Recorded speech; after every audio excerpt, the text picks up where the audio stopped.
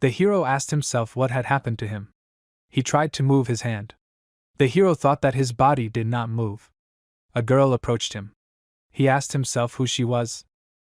A sign with his data appeared in front of the hero. He had no name, but he was a man. The level was the first of endless levels. The characteristics were not developed. The hero asked himself why his name was missing. He saw that he had the first level.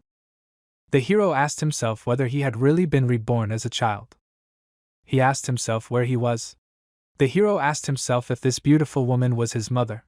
He thought his mother must have been an annoying old woman with a big mouth. The man said he had a beautiful face. The mother replied that the child's mouth looked just like his mouth. Mom called the man His Majesty. The king smiled. The hero asked himself, what did she call the man His Majesty? The king said his name would be Noah. On the tablet the name changed to Noah Ararat. The hero asked himself what the name had changed. Someone asked the king what Noisama's position was. The king replied that he was his son, so of course he was a prince. Someone said that he had an affinity for water magic. The king replied that if it was water magic, he would become the Lord of Almeria in the future. The hero thought that his status had begun to change. The inscription water appeared, next to which was the letter E plus S. He asked himself what A plus meant. Someone shouted that it was SS level water. Another subordinate shouted, asking what they meant, that he had already awakened. Everyone present was shocked. Someone shouted that it was brilliant. The hero asked himself what it was. Noah asked himself what it was for these people that they saw. Among the characteristics, only the line with the water skill had changed. SS was indicated next to it. Someone shouted that it was amazing. Another exclaimed that it was as expected of the emperor's son. The third added that this was the birth of a man with extraordinary talent. The emperor raised the child, showing him to everyone. The subordinates also raised their hands, praising the newborn prince. The hero thought that, at any rate, he was not a boy from the village. The hero looked at his name. His name was Noah Ararat. He became the 13th prince of the empire. The hero thought that he had been reborn as an aristocrat. It was sunny outside. They were in the palace. In the prince's room. There was a child lying on the bed. The grown prince sat on the edge of the bed. He stood up. The maid came to help him get dressed. Another maid came to the prince. They took off the prince's nightgown. The child was calm. The prince had heterochromia. One eye was darker and the other lighter.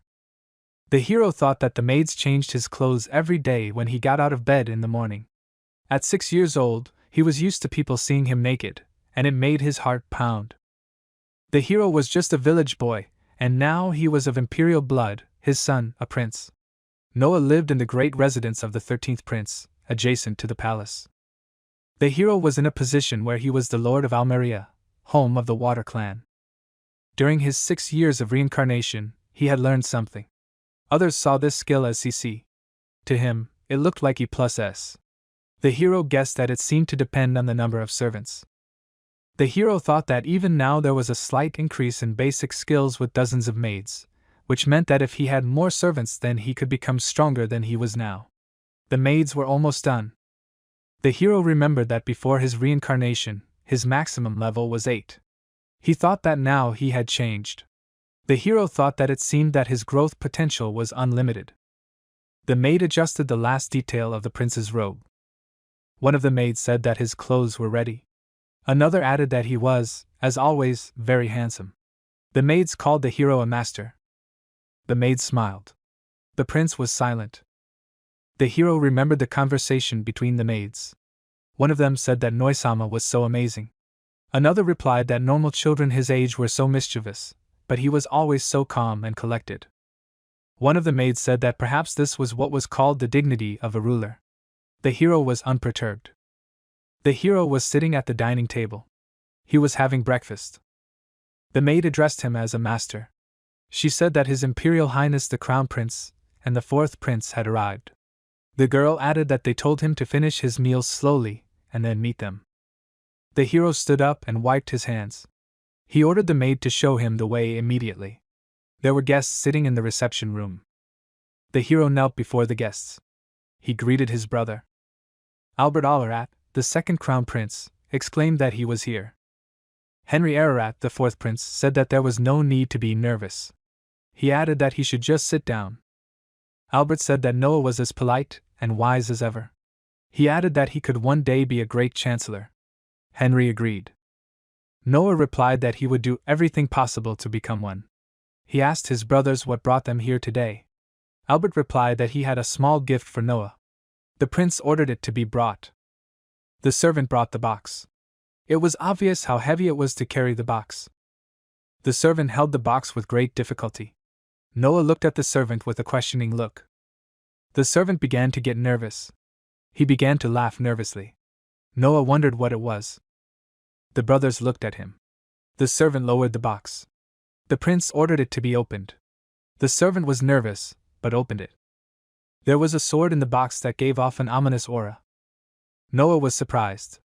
Albert said it was a gift, so he had to take it. Noah took the sword in his hands with great difficulty. Albert laughed. He said it was expected. Noah asked what was going on. Albert replied that the name of the sword was Leviathan. He explained that the sword was also known as the water demon's sword. Albert told Noah that before he got his hands on it, about 120 people had died in the past. Noah was terrified. The hero laughed in a questioning tone. He tried to move the hand that held the sword. Noah thought it was dangerous because he was about to throw away a gift from the emperor. Henry said he didn't have to worry about that. He explained that when he wasn't holding the sword, he was cursed to death, but as soon as he held it.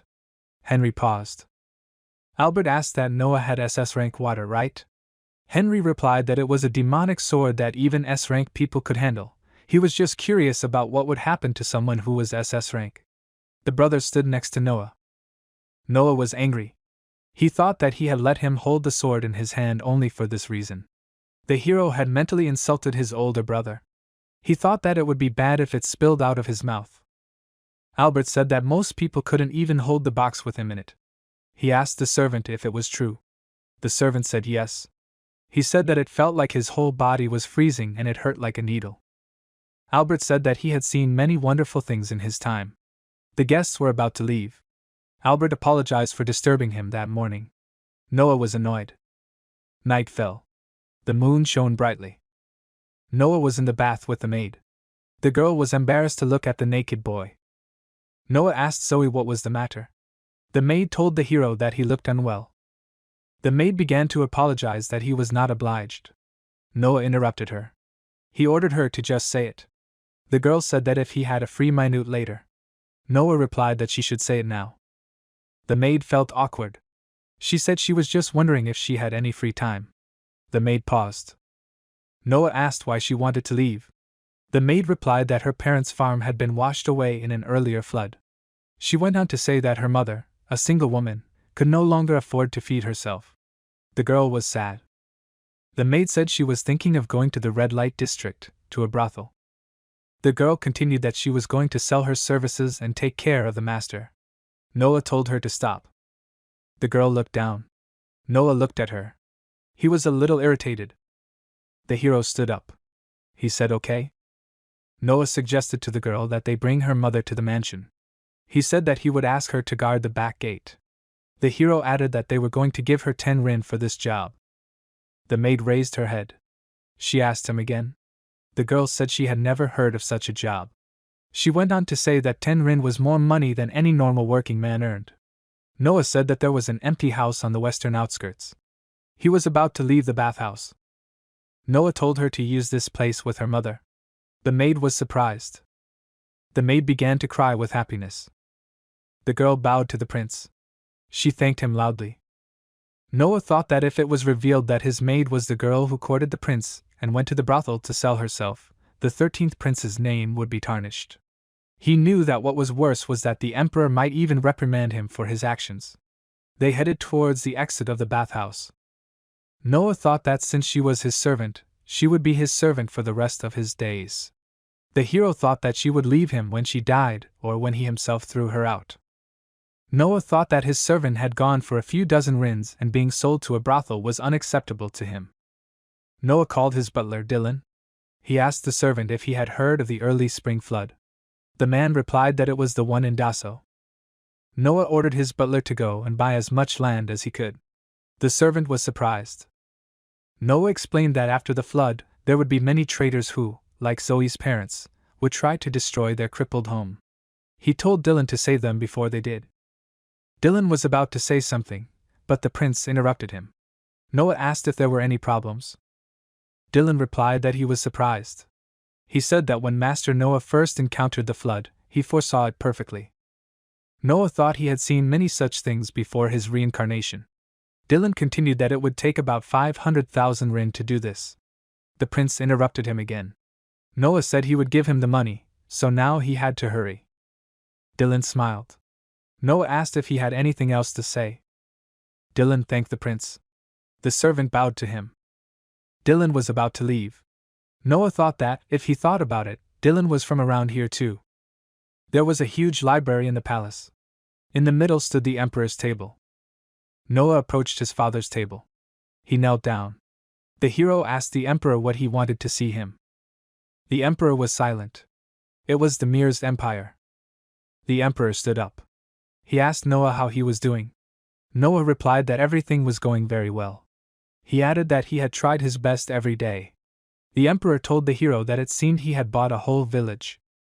Noah began to worry. He asked himself how the emperor knew this. The hero thought that it was only a few days ago, and he did not even report it. The emperor told Noah not to look so surprised. He went on to say that he had not called him here to reprimand him. His father said that he had intended to do the opposite. He went on to say that he had been spared the trouble of cleaning up the mess caused by a combination of natural and man-made disasters. The emperor asked Noah how he knew about this. Noah replied that a girl from that village worked in the residence of the 13th prince. He continued that he heard that she was going to sell herself to a brothel because of the disaster. Noah added that it was a coincidence. The emperor said that it was also a blessing. He turned. The father explained that because if it had been Albert's domain, he would have been forced to check the mess 3 times. He said that whatever it was good work. The emperor told Noah to let him reward him. The emperor said that he believed that the 13th prince's allowance per year was 8,000 rin. He added that this was not much for Noah. Noah thought that the average annual income for a 30-year-old resident of the capital was 120 rin, so it was by no means a small sum. The emperor added that for now it was necessary to raise it by 1,000 rin. Noah thanked the emperor. His father called him by name. Noah raised his head. The emperor praised Noah. He added that the hero should continue in the same spirit. Noah answered positively. The weather was fine outside.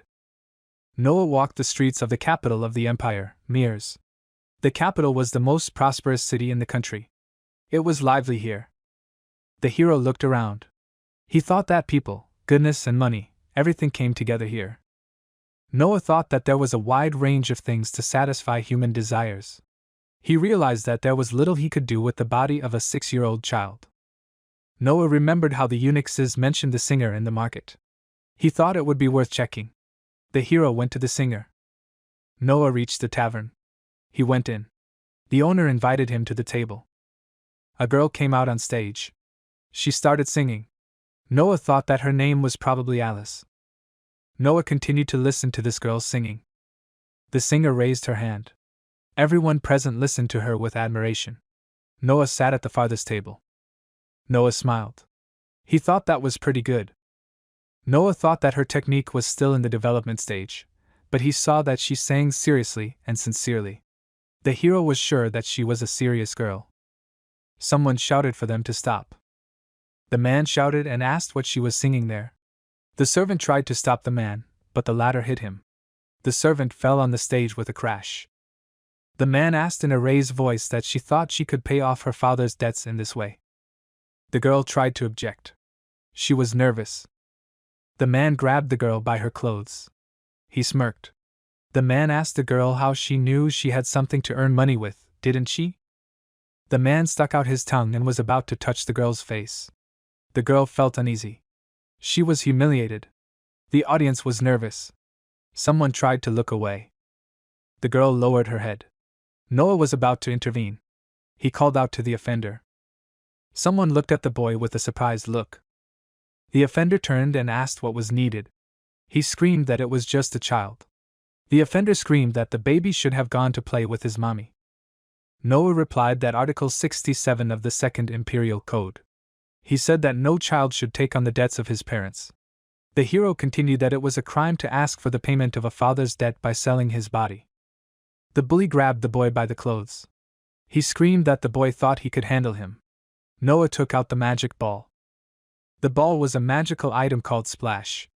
Noah knew that he could cast a spell regardless of the magic power, and the effect depended on the user's attributes.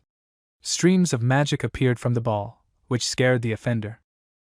Streams of magic attacked the offender and his friends. The offender screamed that his shoulder was injured. The audience was dumbfounded. Noah sat down. He asked the offender that he still wanted to continue. The offender and his friends quickly stood up and ran out of the tavern. They continued to scream in pain. People started clapping. Some were shouting that this boy was so cool. Some were shouting just bravo. Noah's face didn't even change. Noah turned to the servant who had been hit by the offender. The servant asked him what he wanted. Noah said that if they came again, he should have told them to come to him. The hero handed the servant his business card. The servant's eyes widened. The audience sat and whispered. The servant asked that he was a prince. People asked each other if it was really the prince. The singer was surprised. Noah picked up her hat. Noah handed the girl her hat. He said that the song was good. Noah asked the singer how much she earned per month. The girl thought about it. She said if you include her mother's medical bill. Noah interrupted her. He said 25 rin. The hero turned to leave. The girl was surprised. Noah said he would pay her every month so she should not worry and continue singing. He added that he would give her more when she got better. The girl thanked him loudly. Her face turned red. Noah smiled. He told the girl to let him listen to the rest. Night fell. Noah was returning home. He had a thoughtful look. People worshipped someone. People knelt before the palace gates. Noah saw them. He thought that one of them must be the boss of the guys who came for the money. The hero assumed that they seemed to know who he was. Noah entered the house. The maid spoke to him. She wanted to report about these people, but Noah interrupted her. He told her to send them away. Noah asked if anyone could just get an audience with the prince just because they wanted to. He wanted to say something else, but someone interrupted him. The guest said that it was a good decision. It was Henry. Noah cried out his name. Henry said that to accept such people lightly would be a disgrace to the royal family's reputation. Noah agreed. He said that today he had gone to hear a girl named Alice sing. The hero continued that these guys were supposed to collect her father's debt, so he had stepped in and gotten rid of them. Noah said it would be better if they thought he was still angry, and that they should not think of getting involved with Alice again. Henry was surprised. He exclaimed that he had thought of everything. Noah continued that if they thought he had forgiven them, they would contact her again. Henry said that made sense. Henry asked Noah how well she sang. Noah told his brother not to ask him. Henry sat down on the couch. He said he had something to tell Noah about this demon's sword. Noah answered positively. Henry began to explain. Henry said that this sword had a will. Noah stood before his brother. Noah asked him again. Henry replied that he hadn't said, but she definitely was. Henry continued that the difficulty was that it seemed to be rooted in the notion of hierarchy. Noah tried to say something, but Henry interrupted. He told his brother to think of it as a dog. Henry went on to say that before he took over, it was better to make it clear who was in charge. He said that it was better for both of them if he forced a concession. Noah said that was a long way off. He thought about it. Noah had a good idea. Noah ordered the servants to bring this demonic sword. The servant brought it. It was obvious how hard it was for him. Noah told the servant that it was hard for him, so he should go and rest. The hero took the demonic sword in his hands. Henry thought he was saying that it was a long way off, but he knew the truth. Noah was trying to move the sword. Noah thought he would prove it now. He was determined. Magical energy began to flow from the demon's sword. The energy grew more and more. Eventually, the energy completely engulfed Noah. Noah thought he would prove it right now. He turned the sword over and the tip of the sword scraped the floor. Energy continued to flow out of the sword. Henry was stunned. He said it was amazing. Henry said he brought him completely to his knees. Henry screamed for someone to show him Noah's status. One of the servants came and made the stat sheet appear. Noah smiled faintly. He told himself that he had thought so. Noah thought that being his subordinate wasn't just for humans. The chart said E+SS. Henry said that was really awesome, at the age. Noah thought that no one but him would see that. The table said SSS. Henry laughed. He told Noah that at the age of 6, he already had the SSS water skill. Henry continued that he thought it was the aftermath of bringing that demon to his knees. Noah replied that it seemed so. He was still holding the hilt of the sword. To him it looked like E+SS. Noah thought that, as he said, if he put the demon's sword on his knees, the water from S would become SS. He thought that if nothing changed, Noah said he would carry it with him. Henry said he should wait a few years, as His Majesty and brothers were tall. He exclaimed that he, too, would soon grow up. Noah's gaze changed. He replied that it was true. The hero looked at the sword. Henry asked what was happening. Noah replied that he wanted to try something. Noah thrust his sword forward. He closed his eyes. The hero was determined. Noah stood like that for a while. The sword began to change in size. Henry was even more surprised. He asked Noah what he had just changed his size to. Noah replied that this guy had taught him that. Henry said it was unheard of. He explained that 200 years ago it had been isolated and kept as a national treasure, but nothing like this had happened. Henry added that it was truly amazing. Noah wanted to say something. Noah exclaimed that now he could carry it with him, always. A maid came up to them. The maid apologized. She told Noah that he had received an invitation.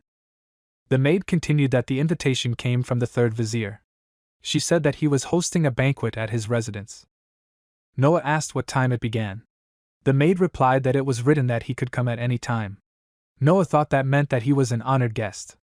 He understood that the banquet would officially begin when he arrived at the residence. Noah asked Henry what about him. Henry said that he would probably refrain, as he did not like noisy places. Noah said that he understood. Henry asked if he was going to go. Noah answered yes. They left the palace. Henry looked at the people standing in front of the gate. He asked his brother who they were. The leader of the bullies screamed that he couldn't stand it any longer. He screamed at Noah to stop being like that. His friends tried to stop him. Noah was about to draw his sword. Noah glared at him. The leader was shouting that he had had enough. His friends were still trying to stop him. One of his friends forced him to bow and apologize. Henry asked what he had done to him. Noah apologized to his brother. Henry didn't understand what was happening. Henry laughed. He said the bullying was intense. Henry added that he quickly got used to such things. His brother laughed again. A carriage arrived at the gate. Someone was standing at the gate. It was the third vizier, Jean Brad Rayduk. The man greeted Prince Noah. Noah thanked the vizier for inviting him. He asked that it seemed to be a pleasant evening. They walked down a long corridor. The servants opened the doors of the banquet hall. All the guests had already gathered there. People applauded the prince with admiration. The aristocrats stepped aside to allow the prince and the vizier to pass. The people whispered and continued to clap. Someone said it was His Highness the 13th Prince. Another noble exclaimed that he had such a dignified appearance, although he was so young. A third said that it was as expected of His Majesty's son. The vizier turned to the prince. He said that this object was on his waist. He had not seen it before with the prince. It was not there at their last meeting. Noah replied that it was a gift from His Highness the Crown Prince, known as Leviathan. The vizier cried out that Leviathan was a demon, a national treasure. Someone loudly asked what was from His Highness the Crown Prince. He was told that they said that the patrimony of the 13th Prince was in Emeria. Someone else added that he never thought he would see the national treasure. Noah thought that Rayduk knew that Leviathan was a demonic sword. Someone exclaimed that it was just a fake. It was a young aristocrat. Everyone looked at him. The young man felt uneasy. The young man was nervous. Noah wondered what he should do. People continued to whisper. The guests began to scream in pain. Noah was about to draw his sword. Noah told the sword that it was enough. People grabbed their bodies and screamed in pain. The aristocrats continued to scream and cry. This young man began to run away from the residence. Noah thought that maybe sitting was more appropriate. He told himself that he never thought Leviathan would be so angry that he would release so much killing intent. The vizier shouted that it was amazing. He added that it was as expected of His Highness. The vizier shouted, now everyone here equally smelled the smell of death. He continued that this was only the smallest power of national treasure. The vizier shouted that the greatness of His Highness the 13th Prince, who could control this overwhelming power. People started laughing. Someone shouted that it was amazing. Another nobleman exclaimed that there was so much power at such a young age. Noah sat on the chair and the nobles came to greet him. He thought that the simple greeting of the nobles followed after the incident. Noah looked at the father and daughter. He thought that these two were a little different. The man said it was a great honor to meet His Highness. He went on to say that his name was Byron Allen and that this was his daughter, Cindy. The aristocrat asked to be allowed to meet him. Noah asked the aristocrat that this girl was his adopted daughter. The vizier was surprised. He asked the prince if he knew this. Noah answered in the negative. He explained that he had understood this from some observations. The vizier said it was wonderful. He went on to say that he hoped that in the future His Highness would tell him why. Noah thought about it. He asked Allen if he was second or third generation. The nobleman replied that he had said it correctly. Noah said he assumed it was because of the way he acted, he was probably upper class, but this girl wasn't like that. Noah had a memory of his previous life. He saw the difference in how people behaved between the upper and lower classes. The vizier cried out that it was amazing. He told the prince that he was amazed at his insight. Noah added that the child he had adopted was a slave. The aristocrat asked what he had observed so much. The father and daughter were shocked. Noah thought it was because of the eyes. He knew that a person who had once been enslaved had special questions in his eyes. Allen said that he had bought this sweet girl from a slave trader, but she was different from the others, she was smart. He added that he had adopted her and taught her many things. Noah grinned. Noah said it was good. He smiled widely. Noah said that next time, he would invite them to his mansion. He added that he wanted to hear more about the girl. Allen was delighted. He answered positively. The man added that he would be happy to. The aristocrats were dumbfounded. The vizier told the prince that he had seen through everything. He added that it was amazing. Noah said that there was another reason why he knew she was not his biological daughter. Noah became serious. He explained that the way she responded to his bullying. The hero continued that she stood up to Byron to protect him when he used bullying earlier. Noah asked what girls her age were usually protected by. The vizier replied that he understood. He told the prince that he had seen it all from the beginning. The man continued that the prince had a broad outlook. The vizier exclaimed that he was truly delighted. But the sun was shining brightly outside. The maid told the prince that the third vizier had sent a token of gratitude. She asked what he was going to do. Noah thought it was supposed to be gratitude for attending the banquet. He knew that this, too, was one of the foundations of aristocratic relations. Noah put his cup on the table. He replied that it was customary to receive it. Noah thought that now that he had made this demonic sword obey him, it would be bad to rely on intimidation alone. He knew that he needed to be able to wield the sword itself, otherwise it would not look very good. Noah felt the sword's excitement. He asked the sword what it was excited about. The maid asked what he was talking about. Noah looked at the girl with a questioning look. He said that he had just thought of something interesting. The maid asked the prince again. Noah got up from the table and was about to leave the dining room. He told Zoe to just wait and see. The maid followed him. Noah went out into the yard. He stopped at the largest tree. Zoya stood a little further from him. Noah thought that his strength and speed were E or F, so he couldn't cut down that tree. He swung his sword. The tree was cut down. The trunk almost fell to the ground. Noah saw that he was able to cut down this huge tree. Zoe was amazed. She said that there was such a big tree, but he cut it down without much effort. Noah replied that it could not be done by simply strengthening himself. Noah thought that these were the movements of the former owners of Leviathan. He realized that simply by repeating them, he was able to cut it. The sword began to worry again. Noah was told about it by the sword. He thought it would make him look good. Noah noticed the sword's tremor. Zoe asked what this time? Noah asked what she knew it was right. He took out the magic ball. Zoe answered positively. She said it was a magical tool known as a surge, used to activate magic. Noah replied that it seemed like the sword could do the same thing. He continued that it didn't consume magic power, but it could only be used once an hour. Noah smiled. He offered the sword to them to try. Noah raised his sword above his head.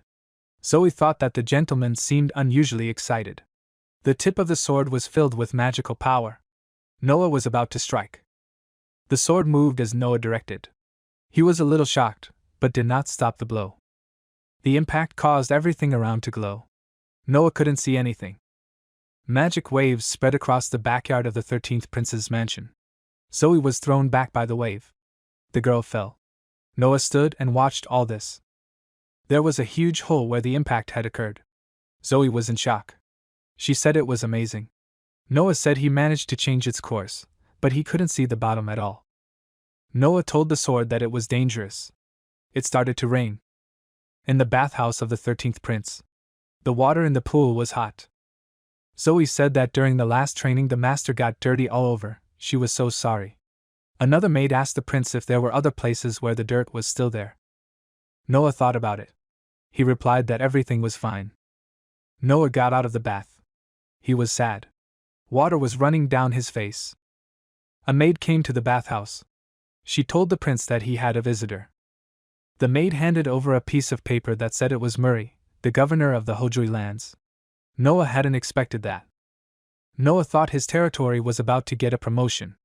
The man stood in the reception room. The guest bowed before the prince. He said that he was the governor of the lands of Koja. The man apologized for distracting the prince. Noah told the guest to sit down. The man agreed.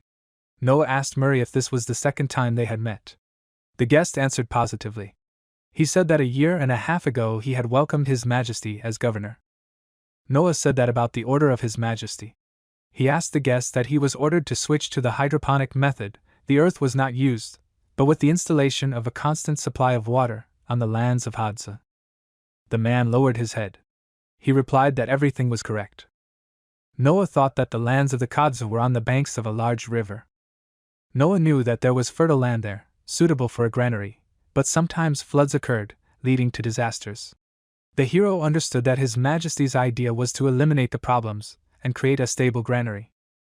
Noah thought that this was the purpose for which he had been appointed governor. Murray was from Almeria, where the Water Clan lived. Noah asked if everything was going well. The guest replied that the budget was being cut and there was a shortage of workers. Noah said he did not understand what was being discussed. He exclaimed that His Majesty had not given such orders. The man was nervous. He replied that if that was so, then for what reason was the Ministry of Finance? The guest fell silent. Noah stood up and was about to leave. The governor called him. Noah ordered the governor to follow him. The weather was fine outside. The palace was peaceful and calm. The prince sat in the room with the Minister of Finance, Maeve Rick, and the governor knelt down. The finance minister said it was such a sudden visit. He asked the prince for what purpose. Noah said he heard from Murray that the minister was cutting the budget. The minister exclaimed that he shouldn't worry about such things. Noah said that he should have explained what the matter was then. The minister looked down. The man said there was a serious reason for this. Noah interrupted him. He told the minister that if he was going to say that he was still a child and did not understand anything, then he should have shut his mouth now. The minister looked guilty. He looked at the prince. The man smiled falsely. He exclaimed that of course he would not do such ignorant things. Noah said that he had to explain then. The minister agreed. The man was about to eat a piece of meat. He said that Hojui had suffered from a flood last year. Noah turned to the governor. He asked what it was. Murray nodded. Noah asked the minister what next. The minister continued that at that moment His Majesty issued a decree to remove the tax from the lands of Koja for a whole year.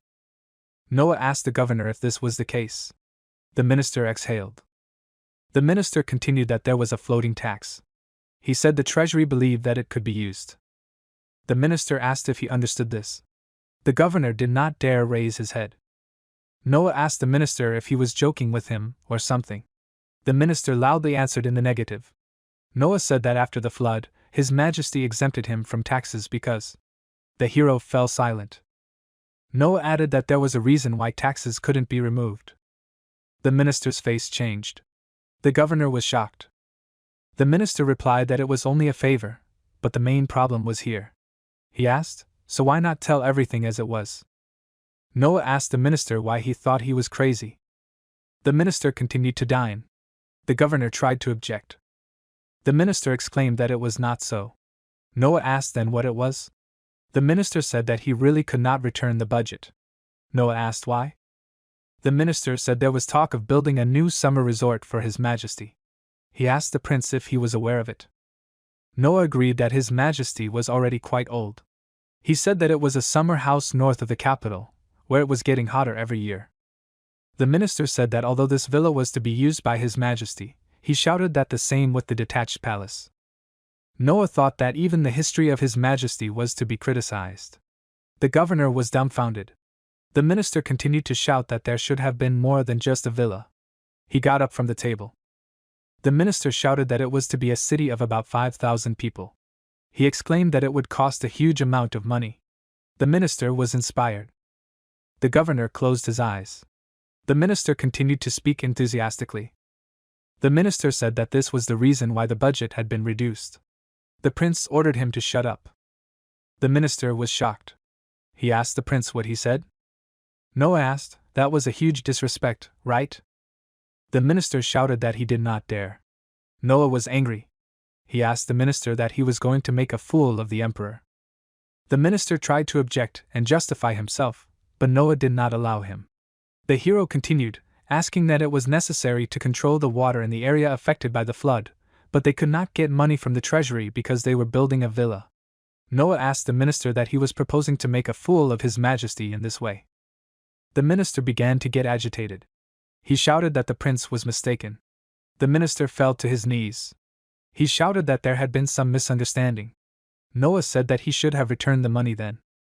Noah asked the minister what he wanted him to address directly to His Majesty. The minister shouted at his subordinates to immediately allocate a budget for Qadza. He shouted that this was a top priority, so they had to work on it now. The minister ordered them to hurry and do it quickly. The governor was shocked. Noah watched all this. The governor thought that this man, without moving a single step, had forced the Ministry of Finance to surrender. The minister was worried and wanted to carry out the prince's order quickly. The governor opened his mouth in surprise. The governor said he was impressed. He went on to say that the impetus for negotiations, the skillful speech, exploiting the weaknesses and mistakes of the opponent. The man said he was ashamed for asking His Highness for this position. Noah thought that the governor thought that he, the prince, was going to act violently in his own way. The governor bowed to the prince. He thanked the prince. Noah looked at him. The governor told the prince that he would return as soon as possible to improve the management of the lands. Noah agreed. Someone called out to the prince. The young man said that he had a message and he wanted to convey it to the Imperial Highness. He continued that His Majesty had summoned him. The young man asked to follow him. Noah asked the young man. The weather was fine outside. In the palace, the pigeons were flying. The emperor fed the pigeons at the fountain. Noah knelt before his father, saying that he had come in response to His Majesty's challenge. The emperor told Noah to go and make himself comfortable. Noah thanked the emperor. His father said that, first of all, he had done well. He explained that he was talking about Koja. Noah was surprised. He asked his father again. The emperor said that he heard how the prince defeated Maverick. Noah wondered how that was possible. He thought he had only recently left the treasury. The emperor had said that information was a weapon, so he must have had the habit of polishing it. Noah agreed. The emperor said he would repeat it again, that it was a good job. Noah objected. He said he had done the obvious. The emperor said that it was difficult to take the obvious for granted. He continued that there were many people who spoke well. The emperor added that, however, few could do for granted. He continued feeding the pigeons. The emperor walked up to Noah and stroked his head. His father said that he was only 6 years old, but he was already surprising. Noah's face turned red. The emperor smiled. Noah's demonic sword began to move. The emperor said that he had complete control over it, this Leviathan's sword. He continued that, given the disgusting history that followed, the emperor added that he had to say that it was amazing. The emperor thought about it. He said that he had to make Noah master of the sword, a master of fencing. Noah looked at his father. The emperor ordered Noble to be called. A knight came out into the courtyard. Noah looked at the stranger. The stranger said that Damian Noble had come as ordered. The emperor told the knight that he knew about Noah. He went on to say that he wanted him to teach him how to use a sword. Noble agreed. He said he would do his best. The emperor said that it was a nobleman's sword. The emperor said that in the empire, as the people said, he was a swordsman who had no equal in handling the sword. Noble knelt. He said it was a great honor. The emperor told Noah to be encouraged by Noble. Noah agreed. Noble suggested to the prince that they get straight to business. He was about to draw his sword from its sheath. Noble said he would see what the prince had to offer. Noah looked at him. Noble added that he wanted to confirm. The emperor said he was a child who had not been taught. Noble told the emperor to be sure he was not looking for skill, but only character. The emperor thought about it. Noah wondered if he could be convinced so easily. He wondered if it meant that he trusted so much. Noah was about to reach for his sword. Noah became serious. He was ready to fight. Noble called Noah His Highness. The man was serious. Noble told Noah to attack him from anywhere. The opponents stood opposite each other and were ready to fight. Damian looked at the boy sternly, hoping that he could attack him from different positions. Noah confidently looked up at the man and gave him a positive answer. The hero immediately went on the attack, jumping up. Damian prepared for the attack and raised his sword above his head. Noah's blade made a loud clang when it collided with the enemy's sword. Damian frowned and raised his head. He noticed how the position of Noah's hands changed. Noah changed the direction of his sword and swung at Damian again, but the knight exclaimed that he would do it and pressed his blade with all his strength. Despite his efforts, his sword flew out of his hands as the Noah swung his blade to the side. Before His Majesty's eyes, Damian's sword flew high into the sky and spun in the air several times before firmly stabbing the ground with its sharp end. Damian's hands trembled. Damian seemed to be in shock. He looked at his palms with surprised and confused eyes. Noah continued to watch the man closely. The king was as surprised as he was and could not find words. Damian came to his senses a little and turned back to where his sword had fallen. The man took a deep breath. Damian asked for forgiveness from His Majesty, and said that he would not be able to teach His Highness. With these words, he knelt before the king. The king did not understand what this meant and asked for an explanation. Bowing his head, the man said that His Highness's strength and speed were still at a child's level. But his sword skills had reached the level of a master.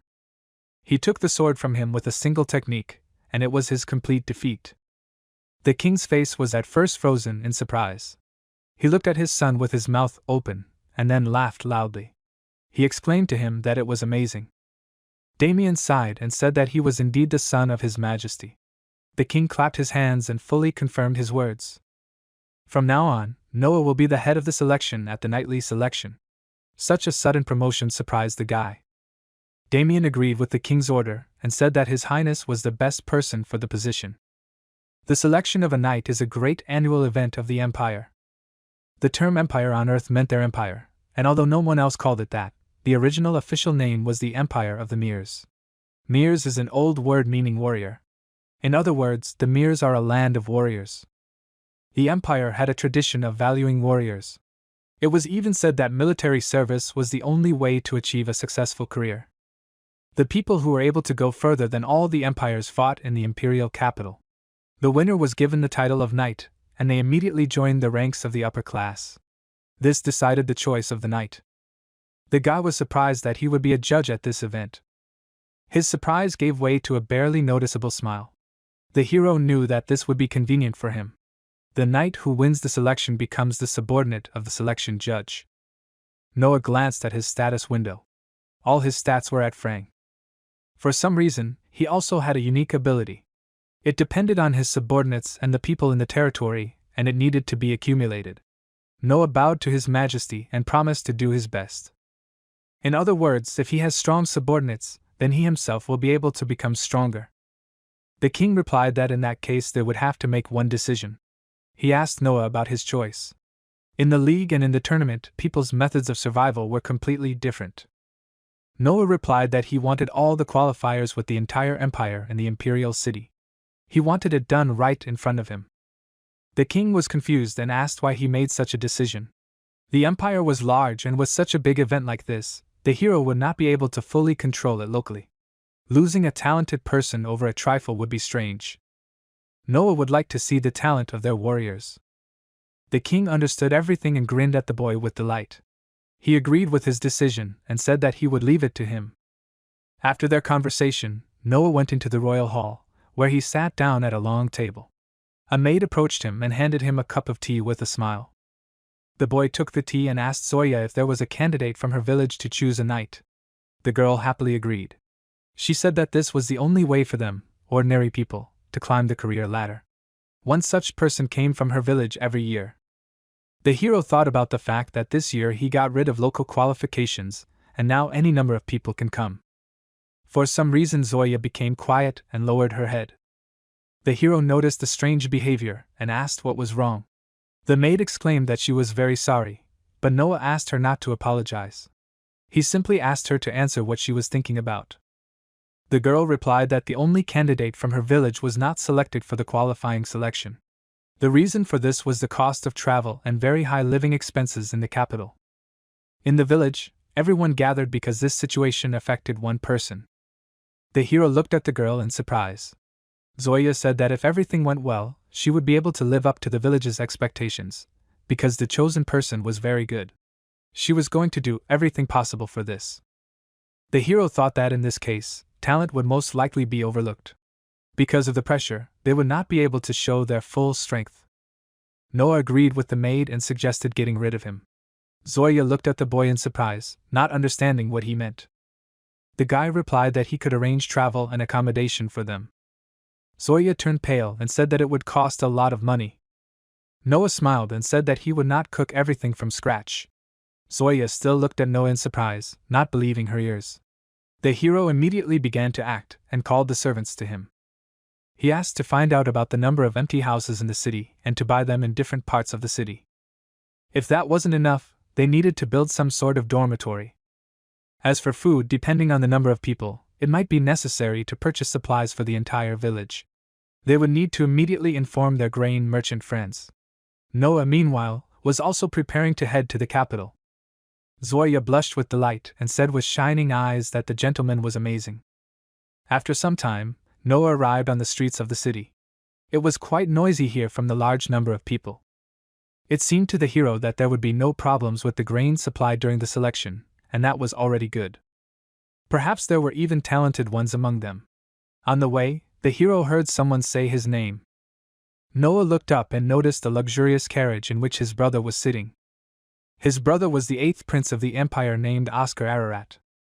He was Noah's elder brother and also, according to the people, he was the best prince among the rest. Ararat smiled and asked the boy what he was doing in such a place. The hero replied that he was just walking around here and asked his brother a counter question. Oscar replied that he was going to go to Cobalt Street. He hoped that Noah would join him, and the guy did not refuse such an offer. While they were riding in the carriage, a conversation started between the brothers. Oscar heard that their father was constantly praising Noah. Besides, Oscar had not seen His Majesty so happy for many years. For Noah, this was something new. Their carriage with white horses stopped, and the brother said that from now on they would go on foot. This is the place where he willingly used his legs to hunt for treasures. The street they arrived at was full of luxurious shops. It was not as crowded as the capital, and the shops had many different interesting goods. Noah was surprised by this Cobalt Street. His older brother saw his sincere surprise and smiled. Cobaltova Street was a place where antique shops and stalls were concentrated. All the antiques of the empire were collected here. Finding a real treasure in this small town was considered a blessing for a nobleman. The hero had heard that everything here was very expensive, but Oscar didn't quite agree with that. He thought that 10,000 ren would be enough for a major deal. If you consider the average monthly income of an adult man in the city, it was 10 ren, and that was not a small sum. Looking at all the antique shops, Noah thought that there were real treasures here. He was amazed by the paintings that were sold there. Oscar noted that most of these paintings were fakes. Noah noticed an amazing antique box that also interested him. Noah was constantly looking around, looking for various interesting things in the shops. Together with his older brother, they noticed a luxurious samovar. They discussed it, and then moved on. It all became clear to Noah. The trend here was that there were more shops than stalls. He felt that there were many very good things here. Before he could think about it, his eyes fell on a very interesting little thing that he couldn't take his eyes off. Noah picked up a book with strange different patterns. The hero looked at it as if enchanted. Oscar noticed that Noah was acting strangely and asked what was wrong. The guy showed the book to the seller and asked how much it cost. The salesman handed the book to the boy and sold it for 3 ren.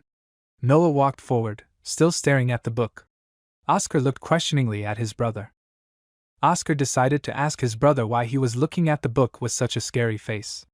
Suddenly, Oscar's gaze seemed worried. He quickly approached Noah and asked to take a look at the book. Noah looked at his brother in surprise, not understanding his behavior. Suddenly, Oscar's eyes lit up with delight. He exclaimed that this was undoubtedly a real treasure. On the cover it was written that this was a magic book of the great magician Adria, and it was the original. The elder brother warned Noah that his care should not diminish and asked him to take care of it and look after it as he would his own hair. The hero also noticed something surprising. He looked at his skills window and saw something new there. After he picked up this book, his wind skill gained the ability of +F. This was definitely the reason. Noah couldn't say for sure whether it could be called a treasure. Oscar kept asking his brother, where was he looking for so long? Oscar looked up at the sky with a smile and told Noah that he had praised him just like their father had. Noah paid no attention to it. Now he was attracted by the strange glow of his blade. The boy frowned as he had a strange feeling. Oscar leaned over his brother, not understanding what he was talking about. Oscar was curious to know how Noah felt. In response, Noah silently grabbed the handle of his weapon. He took out his blade and resolutely pointed it at the book. Oscar was confused and did not understand what Noah wanted to do. The Leviathan blade told the hero to do it. The thing is that someone's soul was contained in this book. As soon as the boy touched the book with the tip of the sword, a small black hole appeared on the cover, from which a dark stream came out. This dark aura alerted Noah. The book itself opened the clasp and opened right in the middle. On these pages was a large seal with descriptions. The dark aura became more and more. A powerful stream of aura burst out from the book and soon became 10 times more powerful and larger. Oscar was scared, but the hero only watched the dark raging stream with cold blood. The black aura began to thicken until 2 glowing evil eyes looked out from it at the heroes. The black aura took the form of a dark man in a hood, and in his hands was a strange magical sharp staff. From the thick black aura, only 2 eyes were glowing. Noah noticed that his aura streams began to envelop the walls of nearby houses. Oscar refused to believe it, because it turned out to be a forbidden book that contained a man's soul. Oscar asked Noah to run away, as they had met the vengeful spirit of the great wind mage. But for some reason Noah stood still and did not take his eyes off the spirit. The next little story tells us about the Maid's Rest. This story happened even earlier, before the main events. Noah was about to go to his room. 2 maids bowed and wished Master Noah good night. After this, a woman came up to them and told Jessica and Lily that they had to take a bath. Soon, clouds of steam from the bathtub thickened in the high room and rose to the ceiling. As she undressed, Lily became curious about what kind of women she liked. A worried Jessica exclaimed that they weren't allowed to talk about such things. But Lily thought that everything would be fine if they just thought about it. Jessica reminded that the gentleman was only 6 years old, so he might like a childish type like Lily. Lily was embarrassed and puffed out her cheeks. She grabbed her towel and assumed that Jessica was referring to her small breasts. Jessica hadn't meant that at all. Lily apologized and quickly walked away. Suddenly the girl noticed Anna nearby, who was also taking a bath. The woman with luxurious, curvy forms knelt down and picked up a towel to wipe herself off. Lily ran up to Anna and grabbed her large treasure with both hands. Anna looked at Lily in confusion, trying to understand what she was doing. The girl weighed the 2 halves in her hands and said that Noah should have liked those who looked like his mother. Anna wanted to know what the girls were talking about. Lily looked at Jessica and said that her type was quite normal. Jessica suggested that he might have liked Zoe's type. Anna and Lily supported her idea. In the girl's opinion, she was graceful and pliable, stylish and outstanding, and this child's breasts would only get bigger with time. The girls thought about spreading the rumor. Lily ran to the entrance, thinking that Zoe had arrived. She thought it was a great time. But her way was blocked by a middle-aged woman who had also come to take a bath. It was unexpected for Lily to meet her here. The woman did not understand her surprise. The maid woman sternly asked the girls about their business here. The girls bowed and asked for forgiveness. The woman asked to introduce themselves normally, and then they would not have to ask her for forgiveness. Before leaving, Lily thought it was strange, because it should be Zoe's turn to take a bath. She didn't even notice that Zoe was hiding around the corner at that moment, and heard everything. Zoe, blushing, sat down on the floor and thought that she couldn't get there because of the raised obstacles. Covering her body with a towel, she slowly stood up. A smile appeared on her face, accompanied by a red blush.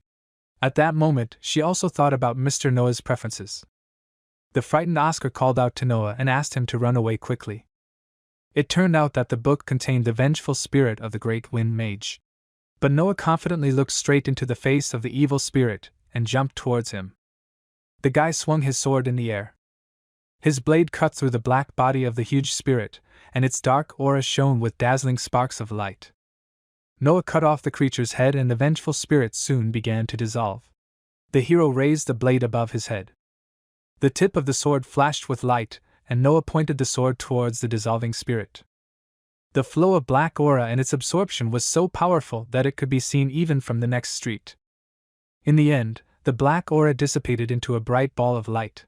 When it was all over, a small rain of clots of light and darkness fell on the ground. The soaking wet boy looked at his status and noticed that his wind magic had become equal to a simple F rank. After he defeated the enemy, his plus disappeared. Noah only now realized that his brother had shouted something and turned towards him. Oscar stared at his brother as if he were a ghost. Oscar didn't understand when his younger brother had become so strong and asked the boy a question. The man was worried about the damage to the city and looked around. Apparently, people got off with just a slight fright. The hero smiled and replied that the shot was fired upward. At that moment, he had a pretty good assessment of the situation, in Oscar's opinion. It was immediately obvious that he was their father's son, as well as his younger brother. At that moment, a man came up to them and asked for forgiveness. He thought it was a little impolite on his part. The man introduced himself as the owner of this store, and he saw what had just happened. He asked the guys to look at something else. Noah suggested that he had some treasure, and the man replied that he had something like that. Noah agreed and asked him to show them the way. The man led the brothers into a small, cozy room with a fireplace, where he sat them down at a table and stepped away for a moment. Oscar and Noah sat down and looked around. Noah smiled and said that this room was deliberately placed one step below the aristocrat's home. This room was a fine example of the best hospitality that commoners could continue.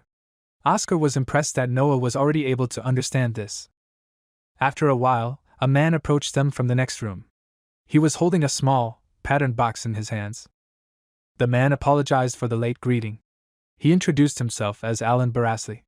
He would like to greet His Imperial Highness the Prince, and would like to say that the feat of the 13th Prince was worthy of him. Alan admired His Highness's great strength. The hero saw nothing wrong with it, and admitted that he had brought it upon himself. He did it so that people would not worry about it. Alan thought it was rather modest. He was sure that the hero would be able to solve this mystery. With these words, he placed the box in front of Oscar and Noah. When the boys opened the box, they saw that there was a rather bulky ring inside. According to Alan, the legend was that the ring would reveal its true form when its true owner appeared. This story clearly intrigued Noah. Apparently, the Alan wanted the hero to try it. The man apologized and confirmed his guess. Noah agreed to try, but before that he asked the Alan a question. The thing is, this ring could be just junk. Alan thought about it, so he sold it, but it came back before he knew about it. Noah was surprised by his story. The man said that it was a very strange thing, so he was sure that there was something in it. Noah looked at this unusual ring again. His older brother smiled and suggested that Noah simply try it on. The hero took the ring and put it on his biggest finger. The ring shone with a bright light and performed a level limit check. It turned out to be a level 3 ES rarity.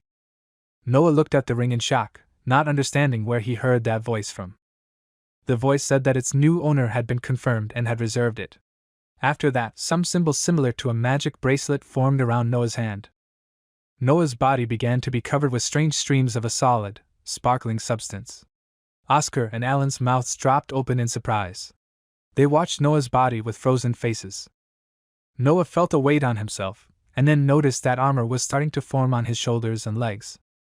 Soon his transformation was complete, and the Noah ring completely clothed its owner in strong light armor. Oscar was speechless at first, shocked. His little brother had somehow developed white armor. The guy looked at his status with a smile and noticed that it hadn't changed at all. Noah told Alan that he would take the ring. The man was happy to give it to Noah. The boy said that his reward would be delivered later. Oscar asked Noah to stop and let him pay for the ring. The brother wanted to give a gift from himself and said that after the magic sword, he now also had armor. After all, Noah was different from them and was something else. The brothers got into the carriage and set off. According to the binding thoughts, the armor could be taken out and put away at will. If the armor itself was damaged and the ring was safe, it could be repaired later. Noah told Oscar that he would have to look into it. Oscar found all this surprising, because he had never heard of anything like it. The hero did not fully agree with him. He thought that Cobalt Street was just as interesting. When Noah got out of the carriage, he heard someone's quickly approaching footsteps behind him. A madman swung a knife at Noah's back and ordered him to die. Oscar was very scared for his brother and asked him to take care of himself. Noah didn't even turn to face his opponent. Before the man could stab him with a knife, a large shield appeared over Noah's head. The rest of the men helped and pinned the man down. They threw him to the ground, not understanding what he was doing, and wanted to know the identity of the attacker. Noah looked at the man and said that he was a pretty stubborn guy. Meanwhile, Oscar didn't understand where his brother got his shield from. The hero showed the ring and said that he had linked it to the Leviathan. The Leviathan was like an automatic defense because it felt hostility towards its owner. Oscar was amazed that his little brother had automatic protection, but then a relieved smile appeared on his face. It seemed amazing to him that Noah had found a way to use it so quickly. The next day, the debt collector who attacked the hero should no longer be restored. The guy got out of his bed and the maids helped him get dressed. Noah decided to tell Alice about this to calm her down and went to the establishment where the girl was performing. When he entered the establishment, he met a girl singing on stage and happily decided to watch her. Noah noticed that this child was still growing, and he looked forward to it. A drunk man came up to the stage and told his sister that the song was good. He asked her to come up to him and pour him a drink. Alice was a little confused and asked for forgiveness. The man did not understand her and stepped on the stage. One of the tipsy men rebelled and said that he had laid eyes on the child first, so his drink would be first. The man at the stage did not understand where such a rule was written, but his rival simply ordered him to shut up. With his rude request, the man at the stage ordered the gorilla to come down to him. Alice silently watched the two visitors and did not understand what was happening. The men fell upon each other with their fists. The large visitor threatened to kill his rival, but the latter only added fuel to the fire and offered to try. Before they could hit each other, a Noah somehow appeared in their midst.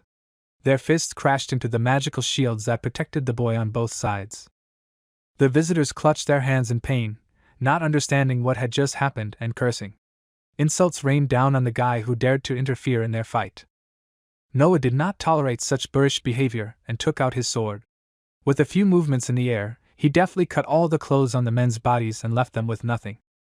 The men rushed out of the establishment.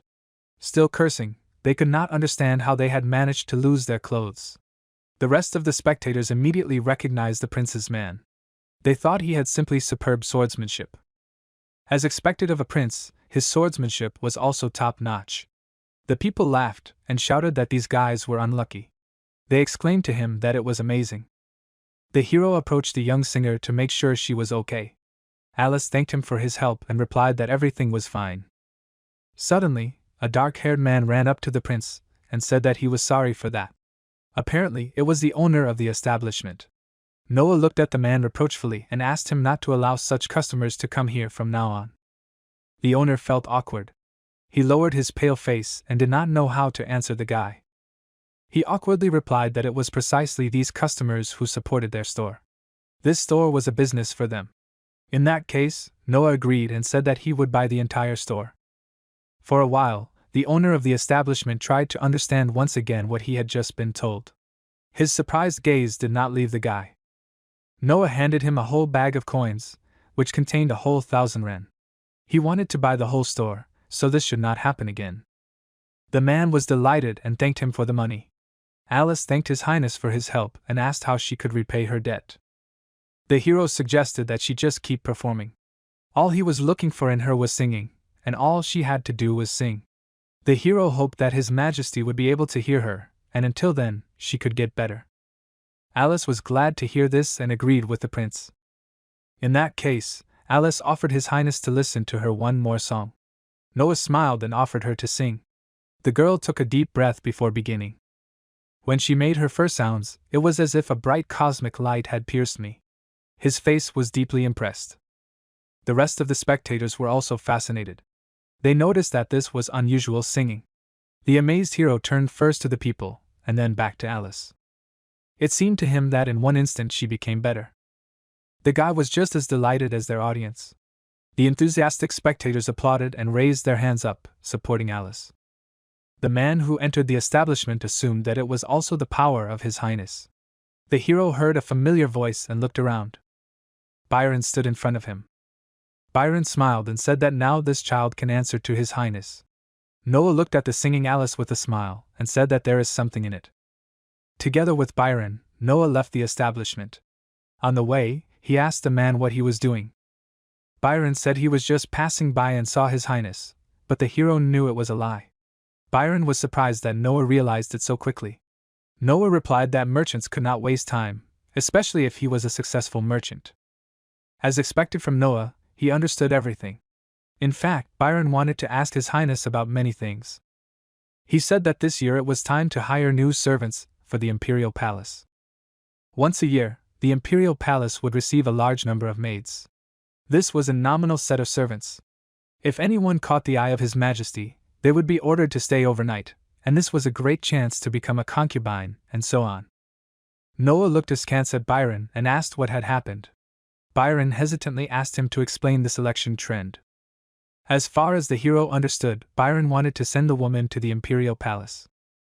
Byron nodded his head affirmatively. Government and business were inseparable. If his man was in the palace, he could get information as quickly as possible. And if he became a famous person, it would be a great advantage for business. Byron promised that he would not ask for it for free and warned that he had already sent his feelings to the mansion. Noah smiled and suggested not to pay him in advance.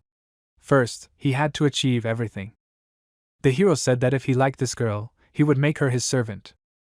Byron thanked His Highness and promised to choose a girl he would definitely like. But Noah spoke seriously and warned that he should like this girl. Byron said it was like a worker evolving in an instant. Noah smiled and confirmed his words. In the real game there was only one try, but Noah promised to give him as many as he wanted. Byron bowed and thanked His Highness for his generosity. Noah assumed that he still had questions. Byron admitted that the hero could understand that. Byron dropped to one knee and bowed. If possible, he would like to use His Highness's coat of arms on his sign. This meant that Byron would be under his protection. The hero replied that it was quite good and warned that he would not tolerate betrayal. Byron was happy to hear this and thanked Noah. At this moment, when the hero revealed his status, he noticed that another plus had been added to his intellect and spirit. Even though they were now on a nearly completely filled street, if they increased the number of subordinates as is, then Noah would become stronger and stronger. Suddenly the hero was surprised that his water skill began to disappear. He did not understand what was happening and what it was connected with. Plus meant an amendment for subordinates. The status was given to him when the lands of Almeria were given to him for subordination. In other words, there was an incident in Almeria. It is an incident that seems to have happened because of his subordinate. The maids were happy to greet Noah, but Noah ignored it and asked to prepare a carriage for him to meet His Majesty. The girls understood everything and hurried to carry out the order. Noah was only interested in what happened in Almeria. After some time, the hero told His Majesty about the incident in Almeria. The king was curious how the hero could understand this. Noah was alarmed by his question. He assumed that the king already knew about it, but this was not so. The king said that he was simply looking at the signs. If so, then Noah thought something had definitely happened. While they were talking, his servant came up to His Majesty and whispered something in his ear. The king understood everything and told Noah that it was amazing. His Majesty said that there was a rebellion in Almeria. Noah thought that this incident was a rebellion. The king wanted to know his opinion and asked how big Noah thought the rebellion was.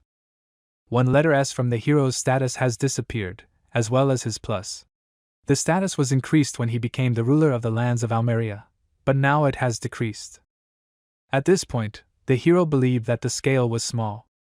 The king exclaimed that this was the correct answer. According to the report, there are currently about 5,000 people. Noah gave him the right answer. As Noah could see, it was a small scale, and it was his land. The king asked if he was really ready to solve this problem on his own. Noah thought for a while. Unfortunately, the hero thought that this would be impossible. The king expected something different, and was surprised by such an answer. Noah was still young and didn't even know the battlefield. He didn't know if the soldiers would listen to him, and he thought it would be a good idea to send one of the other brothers. For the king, this was a very unexpected answer. After an objective judgment, it was difficult to refuse. He agreed and said that he would choose someone else besides him, and asked who, in Noah's opinion, could be sent there. The boy thought that Brother Henry would be the best option. Judging by the scale, he thought they should go on the offensive. There was no need for cunning plans here, and Brother Henry was the most cautious of the princes, and he would be the best for this. The king smiled and agreed with such a wonderful choice. He suggested doing as Noah said. Soon after some time, the carriage with Brother Henry and Noah set off on their journey. The fourth prince named Henry asked his younger brother if he really wanted to give him such a good opportunity. Their empire was a country of warriors, and if he achieved military success in the future, it would help him. Besides, Noah had his magic sword. Noah was sure that it was impossible to lead soldiers without knowledge. He certainly would not die, but there was a chance that the soldiers could die in vain. His brother Henry was amazed that the boy had already thought about so much. Henry said that in that case he would deal with the enemy's cavalry and clear their land. Apparently, their enemy had a lot of cavalry. Suddenly the guy's blade began to shine with a bright light. The hero almost jumped out of the moving carriage and ordered it to stop. The footman was seriously frightened and jerked the reins towards himself. The fourth prince was also frightened and asked Noah what was the matter. His Leviathan sword suddenly reacted. In other words, someone was aiming at him. He couldn't involve his brother in this, so he had to solve this problem. With that, the boy jumped out of the moving carriage. The hero noticed that a magical sparkling seal with pentagrams had appeared not far from him. The light grew stronger and soon powerful thunderstorm flashes began to sparkle from the seal. The flashes of light and thunder turned into a bright net and hung over the hero. Henry was worried about his brother and called out to Noah. Noah's multiple shields protected him from the attacks, but it did nothing against the web itself. The web grabbed the target and dragged him away in an unknown direction. Noah's shields grew stronger until they tore through the magic grid. The boy immediately thought that it was an attack from the rebels. Even if he was 6 years old, as long as he was a lord, he would always be the target of certain people. As if out of nowhere, armed men in black cloaks appeared. As soon as they surrounded the young lord, one of them suggested that the others do the same. With his order, the rest of the men also rushed at the guy with swords. The hero swung his blade and struck the first attacker from the air. It took him a few swings of his sword to stop and knock each man aside. The wounded opponent said that it was impossible. He couldn't believe that such a child could be so strong. Henry was shocked when, right before his eyes, the man spat out clots of blood and fell to the ground. The entire group around Noah also fell to the ground and were defeated. Henry got out of the carriage and said that it was just amazing. In just a few days, Noah had become even stronger. He was curious about Noah's shields, which he had not seen before. The hero replied that it was a magical item he found on Cobalt Street. The ring was compatible with the Leviathan, so he used them in combination. Henry laughed and said that was a more surprising answer than he expected. He kicked one of the victims and said that Noah had apparently killed them, and he wanted to hear the main thing. Henry was shocked when his younger brother said that he had not killed any of them. Henry was convinced that this was indeed true. After the blow, they fainted from the intention of the Leviathan, because such a person can commit suicide. Henry laughed loudly and said that it was just great. He asked to leave them to him, and he would make sure that they started talking. Upon arrival, the boy met the merchant Byron. Byron approached His Highness and asked about his wishes. Taking a hot cup of tea, The hero admitted that he had some kind of assignment for him, or rather a request. He specified that the merchant conducted his business near Almeria, and Byron confirmed this. Noah asked to buy horse feed immediately. 10,000 ren were available for this. Byron didn't understand why the guy wanted to do this. The hero replied that if there was a leak, they could have problems, and there was a rebellion in Almeria. Judging by Byron's surprised face, he didn't know about it. The boy thought the rebels were good on horseback and that cavalry was waiting for them. Byron mentioned Mr. Calhoun when he heard about the cavalry. In order to neutralize their cavalry detachment, the hero wanted to reduce their food supply. Byron agreed and suggested that they should also buy up all the human food. The merchant asked to leave everything to him, but the hero replied that this did not need to be done. Byron did not understand why Noah refused. Noah replied that they needed to buy feed for the horses from outside, because there was a limit to robbing the locals. The merchant realized that he could loot the soldiers' rations, but horse feed was a completely different matter. Noah smiled and confirmed his guess. This is exactly what Byron expected from Noah. He bowed and said that he would immediately begin to fulfill his request and headed for the exit. The hero thought that this should make his brother's battle a little easier. After some time, the boy arrived back to the king, who was feeding white doves in his courtyard. The king reported to Noah that one of the rebels had spoken. They wanted to catch him and then use him for their own purposes. Noah thought that it might all be a lie. The king smiled and said that Noah was smart enough. His Majesty asked him not to worry, because there was a way to find out if he was telling the truth. They had the so-called snake path. The hero knew nothing about torture, so he would accept it as it was. The king praised Noah and said that if he were caught, the empire would have to make a difficult choice. Noah bowed to the king and thanked him for these words. The king also liked his idea to pay attention to the food. Noah thought it was happening again now. It seemed like it had happened just recently. The king said that anyone could make a siege, but to take into account the territories and make a siege only on horses, and on one's own territory, was quite tricky. The king walked up to Noah and put his hand on the boy's shoulder. For him, this idea and the ability to act, it was not something that could be done easily. Noah was touched by the king's wonderful words and thanked him for his praise. His eyes sparkled with happiness. The king intended to give him a reward, but he thought that money would be too vulgar. In this case, the king knew what to do and called to him a servant named Cruz. He allowed the servant to attach one sword to Noah's coat of arms and issue a proclamation. Noah looked up at the king in shock.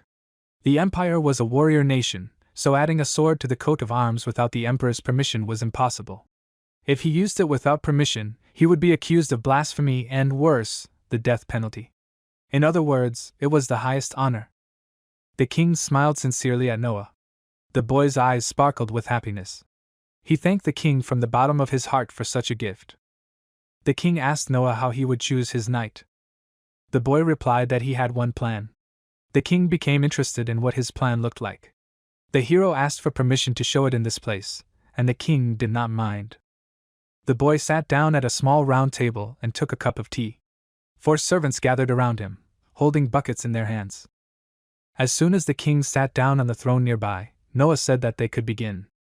At the order of the servants, they poured buckets of water on Noah. The king stared at the hero, fascinated. His ring began to shine with a bright light. From the side from which the water flowed, a shield formed and protected Noah from danger. The next servant also poured water on the guy, but the stream of water broke against another shield that formed on the other side. At this time, Noah allowed himself to drink tea in peace. The king's face was frozen in shock. Noah took a sip and looked at his Majesty with a smile. In the end, not a single servant with a full bucket of water reached his goal. Everything around the guy was flooded with water, but his territory with the table was untouched. The king grinned. The boy said he would do nothing, and the man would attack him at the election. He wanted to see how far they could go, and then he would make a decision. That was exactly what the king expected of Noah. He said they would move the selection to a place where Noah could more easily endure the long process. But the king still believed that there was danger in this. He assumed that there might be a strong man who could break through his defense. But Noah was confident in his decision and said that he was ready for it. The king grinned and said that these were good words. He was proud of his son, the prince of the empire, Noah. When the hero returned to the mansion, he was greeted by a maid who warned him that Byron was waiting for him in the living room. In the middle of the painted walls of the room, Byron greeted the hero and knelt before him. Noah thought he was early. The man replied that the amount of processed food was limited and it would not be difficult to buy them. Besides, he knew their location. At that moment, the maid came in and asked the master for forgiveness. Noah turned to her and allowed her to enter. The girl asked for forgiveness again and exclaimed that there was a wounded man at the main gate. This man came to them from Almeria with an urgent report. As soon as he heard this, Noah immediately ran out of the room. When Byron and Noah came out to the gate, they saw a seriously wounded knight there. The captain of the detachment exclaimed that it was the first time he had met them. He introduced himself as the captain of a detachment of 10 men in the province of Adora in Almeria. The knight bowed before Noah and reported that there had been an uprising in Almeria. His superiors had started a rebellion. This was the most urgent report, but His Highness already knew this information. Byron felt sorry for this man, because it would not give His Highness anything. Noah replied that he understood everything and ordered that the man be cured. The maid hurried to help them. The hero also asked to be given 1,000 ren as a reward. Byron did not understand this at all and asked His Highness what he meant. Noah stepped aside and left the wounded knight with the maids. Byron believed that the information he brought was of no use to His Highness, so it was a very great reward for him. It certainly was. But Noah reminded him that the captain had come to tell him this without regard for danger, and he had to respond to his loyalty. The merchant was simply going to say that it was a lot of money. But looking at this wounded captain, the guy could confidently say that it was worth it. Later, one of the maids knocked on the master's office. With his permission, she opened the doors of the room. At that moment, he was reading a book at his desk. He noticed Zoe and asked what happened to her. Zoe was so alarmed by something that her face was dark blue. With terrible, frightened eyes, the girl fell to her knees. The hero approached the pale girl and asked what was the matter. In response, she silently took out a small bag with trembling hands and handed it to him. The guy opened the bag and saw ordinary money inside. There were about 500 ren. Shocked, Zoya said that a stranger had given her the money. With trembling hands, she took out another small bag and said that if she gave this to the master, it would be her reward. This stranger said it was a sleeping pill. He wanted Zoe to mix it with his drink, or something to make him pass out. Zoya was sure that it was so. Most likely they were rebels, which meant that they were very interested in it. The hero understood everything, but he didn't understand why she brought it to him. Zoya exclaimed that she couldn't betray her master, because he even helped her with the village. Tears came into her eyes. She cried out that if she did not do this, this stranger would kill her. She was forced to take it, but she could not betray her master. The hero understood everything and went to his table. There he wrote a note and gave the piece of paper to Zoya. Zoya didn't understand what it was, and the guy replied that it was her reward. These strangers tried to buy her betrayal for 500 ren. She did not betray him, so he added another 0 to the sum. The girl looked at the coupon in tears. Realizing these huge numbers, she exclaimed that she could not take them. But Noah smiled at her and asked her to take them. Zoya thanked the gentleman several times. She could not find words to accurately describe his best features. The hero sat down on the chair and admitted that it would be nice if she did something else for him. Wiping away her tears, the girl screamed that she would do it and asked to order her anything. The guy handed her a small bag of sleeping pills. The hero said he was going to take it. Once he fainted, Zoya would have to hand it over to them. Zoe couldn't believe her ears. Noah said that she would then have to run away and hide immediately, because they would definitely try to shut her mouth. Zoya looked at the gentleman in confusion, not understanding what he had in mind. Soon a bright crescent moon and sparkling stars appeared in the night sky. It was on this night that Noah woke up. He smelled hay and opened his eyes abruptly. His hands were tied with a tight rope. His legs were also tied and a rough burlap cloth was thrown over his body. A man's voice was heard from outside, saying that it was troublesome. He thought he could use that dagger. His partner exclaimed that it was only for emergencies. Hearing the men's voices, the hero thought that they were not supposed to hear him. Naturally, his limbs were tied. The hero shook his head, causing a small dark stone to fall out of his ear. His weapon had been taken, so it was a good idea to hide it in his ear. Noah noticed that his ring was still on his finger. By activating the ring, he was able to draw his Leviathan blade and channeled the ring's power into the ropes. The sharp streams of the ring easily cut through the ropes in an instant. The guy was in no hurry to take the sword, but only looked at his hands. At first Noah thought he was in a building, but it was just a carriage. He touched his sword to Leviathan and asked to show him his memory. Images appeared before him, and the hero saw himself from the outside. He fell asleep in his office, after which several people in black cloaks ran to him. They were in a great hurry while they tied the guy's legs. It was a fair distance to Almeria, so they were going to tie him up tighter. They were in such a hurry that they even decided to let the maid go. Zoya hurried to run away at Noah's request. The people carried out the sleeping Noah and placed him in a cart. After that, they immediately set off. The hero realized that this was the whole story. He smiled and thought that this was great, because now he understood the whole situation. Noah took the sword and stood up. Directly in front of him sat a group of people in black cloaks, who had made camp by a fire. The men did not understand what was going on and asked who he was. One of the kidnappers suggested that someone had tied the rope poorly. Noah jumped deftly from the cart to the ground. All the people's attention was riveted on him. The boy prepared his sword. Seeing his blade, one of the men asked where he had managed to hide it. Before he could ask this question, the guy approached him with lightning speed and dealt a crushing blow. The guy was showered with insults, after which all the people pounced on him. But no one could even touch Noah. Noah inflicted serious wounds on his opponents with just one swing. Within minutes, their fight was over.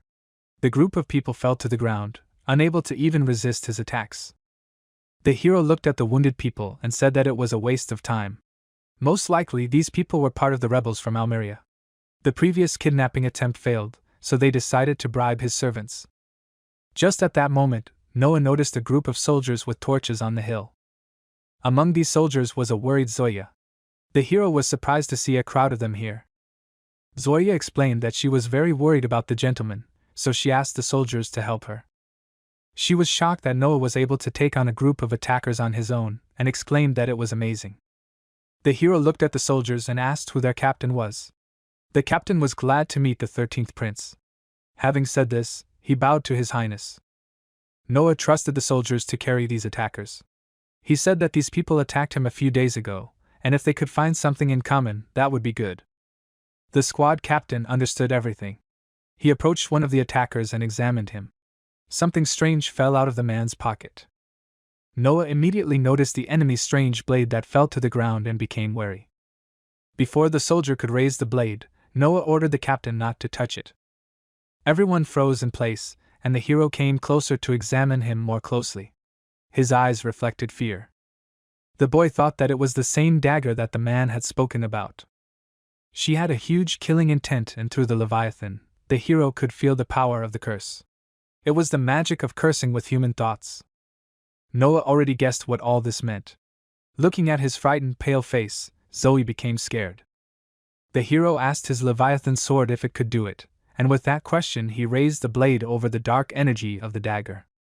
The guy asked to do it. Everyone silently watched Noah and did not understand what he was going to do. After Noah's request, his blade began to shine with a bright light. The blade of the Leviathan launched a dagger, sparkling with a bright light high into the sky. Zoya looked at Noah in shock, as if waiting for an explanation from him. The bright light of the dagger rose so high that it flew out of the atmosphere and into space. The next sunny morning came. Noah came to the beautiful royal flower garden, where he met the king. The king was glad that the hero came to him and greeted his son with a smile. He sincerely placed his hands on the boy's shoulders and praised him for his excellent work. Noah smiled and admitted that he was glad that his plan had worked. The king replied that Baker was the leader of the rebels. Last night this column of water that came out of nowhere pierced his head between his eyebrows. Noah was glad that the Leviathan's super long-range attack was successful. That dagger was aimed with malice at someone with equally strong malice. The rebels of Almeria, having lost their leader in the blink of an eye, were suppressed by Brother Henry. According to the report, most of the rebels were captured. The man with the report wanted to get His Majesty's consent. The king thought for a moment, and looked around at everyone in his hall. Everyone was silently waiting for his decision. The king ordered the horses to be prepared, because they had to cleanse the entire clan. Those present were surprised by this decision, but one of them thought it was right. All the people agreed and exclaimed that the king had made the right decision. The king asked Noah to wait and take them. The hero regretted it, but he was forced to refuse. The king did not understand why Noah had decided not to take these people. Everyone present was confused.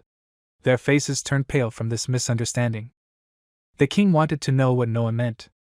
Everyone looked at the prince with frozen, shocked faces. The hero said that punishment should only be for compliance with the law. According to the laws of the empire, the organizer of the uprising was sentenced to death. The third level and conspirators were hanged until a higher level was assigned. The rest, depending on the degree of involvement. If the emperor took the initiative to break the law, it would cause concern among the people. Therefore, Noah asked to reconsider the king's decision. Everyone looked at the boy with concern and waited for the king's answer. The king grinned and admitted that Noah was right. Smiles of hope appeared on the pale faces behind the stands. The king praised Noah for pointing out his mistake. But a light punishment would not satisfy him. The punishment had to be the heaviest within the law and not subject to revision. The king hoped that Noah had no more problems. As expected of the 13th prince, he spoke his mind. People were amazed at the way he delivered his words. This was a talent that was bestowed upon them by the heavens. A certain man exclaimed that Noah was a genius. The king was pleased to hear these words. Everyone thought Noah was amazing and his faith was strong. The king agreed with a smile that he had not made a mistake today and had not left a bad mark in history thanks to Noah. For this he should give him some kind of reward. The king clapped his hands and offered the surprised boy to grant him a title. His son could only protest against his decisions, but this is what makes his independent qualities clear. The whole world had to know about his wisdom. The king rose from his throne and approached the hero. He awarded him the title of wise man. The people were infinitely happy to hear the king's words. Everyone began to rejoice and greet Prince Noah. At that moment, the guy noticed that a new title of wise prince had appeared in his status. Noah was happy and thanked the king for his new title. The king apparently regretted that Noah had not been born a little earlier. Noah was so surprised to hear this that he raised his wide eyes to the king. No one else could understand what the king was talking about. Several weeks had passed since then. The hero was on the horse street, calmly drinking hot tea, while the sounds of battle were heard not far from him. At this very moment of his rest, one of the muscular men tried with all his might to break through the prince's defense, but he could not break through Noah's round shield. The long-awaited nightly selection has arrived, and many people came to watch it. The man swung his sword again and hit Noah's shield with all his might, but there was not a scratch left on it. People were surprised that no matter how he attacked the prince, everything was unsuccessful. Despite all his shouts and techniques, it all turned out to be useless. The judge asked the next contender to come forward. The disappointed warrior could only leave the field. The next mage tried to reach Noah with a strong stream of fire. All the people were shocked by its huge flame. But Noah didn't pay any attention to its power, and continued to drink his tea as if nothing had happened, while the fire incinerated everything in the area. No one could believe their eyes, because Noah was resisting such a strong attack. For many of the challengers, it was too much. Next in line was the girl knight. She held a large, shining sword in her hands and prepared to attack. Noah looked at her with a rather indifferent look, despite the fact that she had quite a round and curvy figure. Upon impact, the tip of the sword was able to leave a chip on Noah's magical shield. It seemed quite astonishing to everyone. Even Noah's eyes widened in shock when he noticed something was wrong. But the girl was not going to give up and used all her strength to strike. Noah didn't even expect his shield to shatter into pieces. He didn't even have time to come to his senses before the challenger's sword pierced his shoulder and injured the guy. Noah looked at his wounded hand, from where blood gushed. The girl was so frightened by the consequences of the blow that she froze for a while. The challenger realized what she had done and dropped her weapon in panic. The guards did not understand what she was doing and were about to tie the girl up right there. Noah silently rose to his feet. He approached the girl, who had already been forced to her knees, and said that she had passed the test. The girl could not believe her ears. Noah ordered to let her go. The guards did not want to do this, because this man had harmed His Highness. Noah ordered the guards to let her go again. When the girl was released, she didn't even know how to justify her actions to the prince. Noah hadn't said what the passing grade would be before. No matter what she did, he thought that was the passing grade. The people watching the competition were shocked that the condition for passing was to wound the prince. The one who pierced the prince's shoulder was a man of great potential. After the competition, Noah went to the king's room, where they helped him treat and bandage his wound. The girl challenger followed him. While the servants were busy treating the wound, Noah asked the girl to introduce herself. The girl still couldn't come to her senses, so she apologized. She knelt down in front of the prince and bowed. The applicant introduced herself as Charlie Grands. The hero noticed that her armor was not bad and wanted to know who made it. The girl replied that this armor was passed down from generation to generation. She wanted to talk about the fact that she had harmed His Highness, but Noah only smiled. The guy said that it was not her fault, because it was he who told her to do it. The girl was still worried about this incident. Noah replied that if he wanted to prevent it, he would have done so. Everything that happened was pure chance. It was necessary to find a person with sufficient attack power, as well as someone who was ready to pierce even the prince on command. Charlie was shocked that Noah didn't even consider his own danger. The girl bowed again and introduced herself by her name. Charlie swore eternal loyalty to His Imperial Highness. Noah was glad to hear this and looked at his status. If you think about it, he got the most boosts to his abilities from Charlie than from anyone else. The Imperial Majesty's physician, Tuta Croy, also had something to say. Croy told the boy that, fortunately, his bones were not affected, only his muscles, so the wound only needed to be stitched up. Noah understood everything and asked to finish it all. The doctor took a needle and thread. Charlie was seriously shocked by something. The hero noticed this and asked Charlie what was wrong with her. Charlie was impressed that cuts could be healed this way, and there was no doctor in her village. Noah was shocked to hear this and asked about the sick and wounded. Charlie said they asked Mrs. Ababu to pray when they were sick. The doctor sympathetically said that this was common practice in poor villages. The hero asked Tuta how one could become a doctor. The man replied that one could become a student of an already practicing doctor. Noah came up with something and approached Charlie. He said that they needed a child from her village. She would have to bring a child who would try his best. Charlie was surprised by this request, but did not understand why it was necessary. Noah asked Tuta if he could take some students with him. The doctor, of course, was not against taking students. Charlie still did not understand why His Highness needed to do this. Noah got up from his chair when his wound was bandaged. Noah said he would pay for tuition and living expenses, so she should just bring someone who had a strong desire to become a doctor. Charlie was shocked to hear this news. She knew that then everyone in the village would be healthy. Tears quickly filled the girl's eyes. She bowed low to His Highness and thanked him for his help.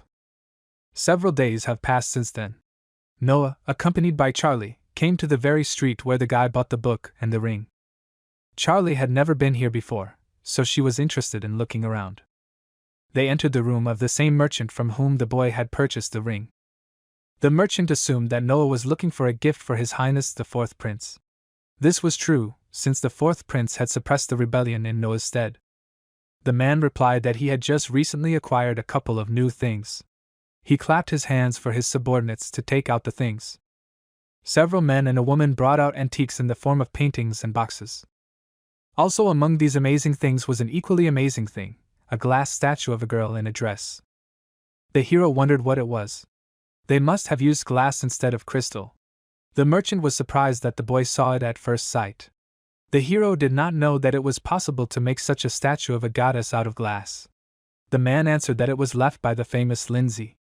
Lindsay was the only one who could make statues out of glass, and now it was a lost skill. There were only 2 glass statues of goddesses in the whole world. The hero understood everything and said that he would buy it.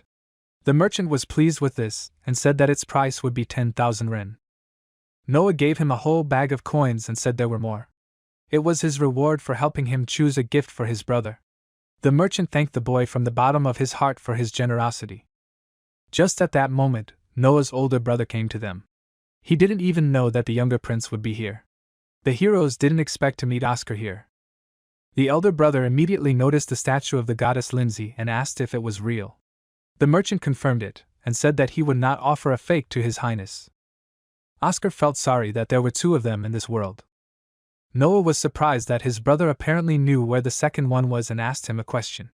But how did it turn out that the second statue was with Oscar? The value of a treasure increases with its rarity, and if there were two of them instead of one, then the value was completely different. Then the hero, without thinking, took the large statue in his hands and lifted it up. The merchant and Charlie did not understand what Noah was going to do with this statue. The guy threw the statue on the floor, and it shattered into pieces. Charlie and the merchant could not believe their eyes. The merchant called out to His Highness, but Noah smiled and asked him not to worry. He asked him to just keep all the money he had received earlier. Noah also wanted to give the merchant his salary. The second statue of the goddess had just come out, but it was already broken, so the hero wanted them to spread rumors throughout Cobalt Street. Charlie and the merchant were still in shock. A smile appeared on his older brother's face. Oscar said that his statue would definitely go up in value, and that was just amazing. If the treasure is found, it will be good, but not for its creators. And if this treasure is only with Oscar's brother, then its value will increase.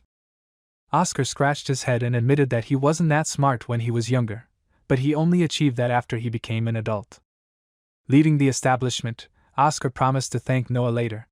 When he left, the hero offered the merchant to choose a gift for Henry. The merchant replied that they had many other interesting things.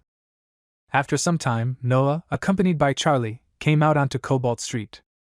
Charlie said that this goddess was a treasure and did not understand why the hero did this. Noah said that after all it was just a thing, and real treasure is not like that. Charlie was shocked by this answer. Noah looked at his statistics window again.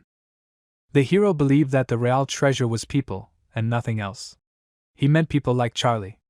Charlie was shocked to hear such words addressed to her. In Noah's opinion, only people were treasure.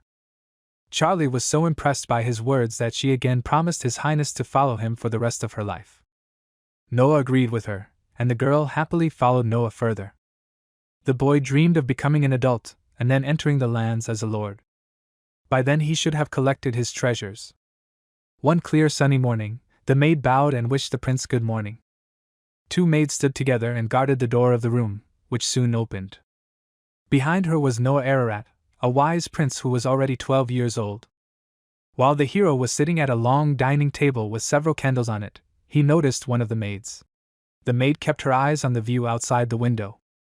A queue of many people could be seen in the royal courtyard at the back. Noah assumed the girl was bothered by the line and asked her name. Zoe replied that it was Gigi. Gigi said there was a line of presents for His Highness' birthday. Even after 3 days, the line was still there. Zoya said last year the line lasted a whole week. Gigi was delighted when she heard this. Zoe reminded the maid that they had to work, and the girl came to her senses. Later the hero proceeded to the Ministry of Military Affairs. There he met a man who conveyed a request from the Minister of War Henry. Henry asked to come as soon as Noah arrived at the ministry. His brother Henry headed the Ministry of War after the incident in Almeria. Noah, in turn, was appointed by His Majesty because of his ability to fully control the magical sword Leviathan. The hero had to talk to this Minister of Military Affairs. Noah reached the Minister of War's room and knocked on the door. He announced that Noah was coming to see them and was allowed to enter. His brother Henry was sitting in the room. Next to him stood a man in armor, who wished His Highness the wise prince good morning and bowed. The hero knew this man. The man's name was Rice Keiki. Keiki was his brother's direct subordinate, who was chosen by the knight's selection. He was good at leading the army, and he was also very courageous. Now he commanded the second regular army of the empire. Henry also wanted to hear Noah's opinion. His Majesty's orders were that Rice would lead the second army and crush the barbarians on the southern border. The barbarians in the south would take advantage of them if they showed them a nice face. A second army had to be sent to show the difference in strength. Noah understood his brother Henry very well. Noah looked at Henry's assistant and asked him to tell him just one thing. He caught the man off guard by asking what the actual size of the second army was. Henry didn't understand what Noah meant by actual size. Henry immediately suspected Rice and asked the man what he was hiding from him. Rice realized that he had been exposed and fell to the ground to bow low. Henry looked quite frightening in this situation. Noah asked his brother to wait, because it didn't matter much. The regular army is financed from the treasury budget depending on the number of servicemen. Therefore, they often register various people who were not soldiers, as well as traders and collaborators from nearby villages, which is why they often pocket the budget allocated for them. Henry couldn't believe they could actually do that and was furious. Rice was ready to sink into the ground and exclaimed that he was very sorry. Henry was barely able to restrain himself from harming the rice. Noah asked his brother to wait a little, and Risa not to be afraid. Increasing the numbers was within the general's authority, so he did not blame him for it. Noah assured the men that everything was fine, as the nominal figures would be a deterrent. Henry understood. Sometimes it was better to say it was a big army of 100,000. That's what Noah wanted to tell his brother. Henry finally agreed with his younger brother. Noah said that this time it was different. His Majesty's order was an overwhelming victory, so he asked how many real soldiers there were. The worried Rice replied that they had about 2,000 people. The hero asked to make sure before sending that he had joined the number of real soldiers. Rice understood everything and promised to do it immediately. Noah asked his brother to lend him some paper and a pen. The hero wrote something on a piece of paper, then showed it to Rice. At first glance, Rice didn't understand anything. The hero asked to take this to the Ministry of Finance. This is for further various expenses for 2,000 people. Noah was going to give the Rice these expenses. Rice didn't know what to tell him, but Noah asked him to just take it. The hero was going to do this in exchange for their victory. Rice understood everything and bowed low once more. Agreeing with Noah, he hurried to the exit. His older brother Henry noticed that Noah had used the whip and candy correctly. Soon 2 carriages with white horses set off on their journey. Henry was in one carriage, and Noah was in the other. Henry remembered that his brother had not yet experienced a real battle. Noah completely agreed with him. Along the way, the hero once again noticed his status. Even when he was 12 years old, his level was still first. Most likely, this was due to the rules of the imperial family. Imperial children often died as infants. At first glance, it is believed that they often died from smallpox and other plague diseases. Princes were taken from their mothers immediately after birth and raised by nannies and other servants, so they did not receive their mother's milk and had a low immunity. Some servants said that it was poisoning due to the struggle for power. In any case, it is known that many children of the imperial family died prematurely, and in order to ensure an heir, princes were not allowed to go into battle without a direct order from the emperor. Henry said that Noah was already 12 years old, so he thought that he should experience real war before he became Lord of the Lands. If His Majesty allowed it, Noah was ready as always. Since he had his own magic sword, Henry thought it shouldn't be too difficult for him. Noah asked when his brother had his first battle. Henry remembered that day with a smile. But before he could finish speaking, their carriages stopped abruptly. Henry didn't understand why their carriage had stopped so suddenly. There was a child standing in front of them, asking for help. In a torn burlap cloth, the child fell to his feet and bowed his head right on the road in front of the carriages. Noah immediately noticed his appearance. The child was a little girl. She raised her head to the carriages with a drop of hope. There were children nearby who were just like her and rushed to her rescue. Several men came out from around the corner after the children, displeased that she had caused them trouble. The hero immediately disliked their faces. One of the men grabbed the child by the hair and ordered her to come to them. The second man grabbed the second girl, but she fought him off with all her might. It was obvious that the passers-by felt sorry for them, but they could do nothing about it.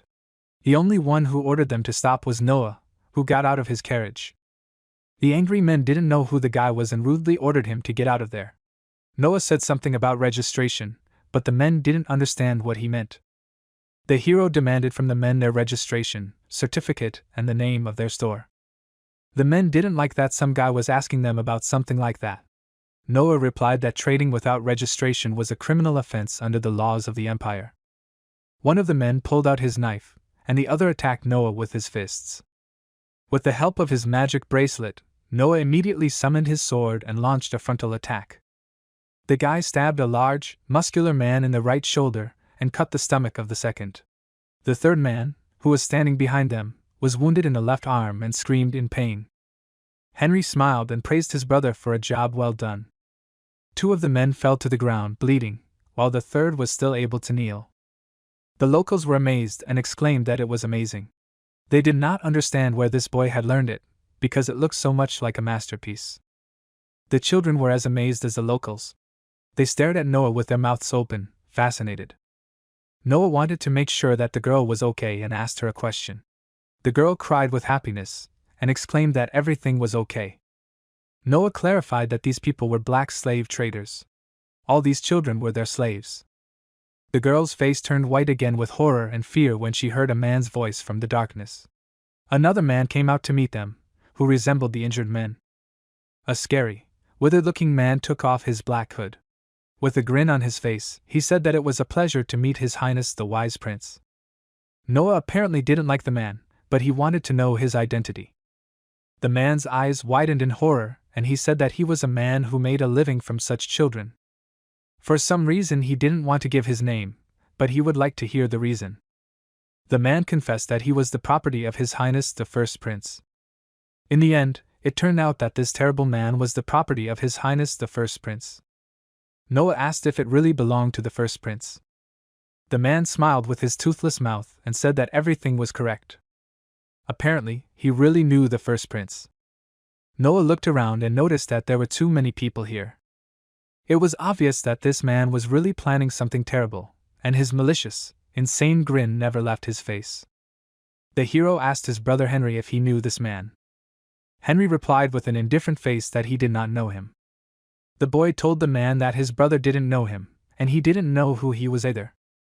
The man was about to say something, but Noah had already activated his magic bracelet. The stranger looked into the boy's eyes and felt a sharp attack. The man's body fell to the ground. Henry was shocked when he saw his brother's terrible strength. Noah didn't understand how this man dared to pretend to be the First Prince's servant. If the others could believe it, then he and his brother certainly wouldn't believe it. The passers-by assumed that he was a fake. They were curious to know who Noah and Henry were. One of the guys said that he knew the prince who was Alice's patron. This meant that those two were fakes. Noah smiled and turned silently to his servants. He ordered that they be seized and taken to the First Prince's residence. He had to be informed that they had used the first brother's name in public.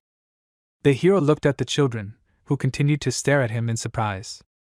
Noah ordered his servants to take the children to his residence for a time, where they could then listen to them later. Henry got out of his carriage and exclaimed to Noah that it was amazing. Henry noticed that Noah had done a good job of it. Sitting down, Noah was glad that he had succeeded. There was nothing he could do about it.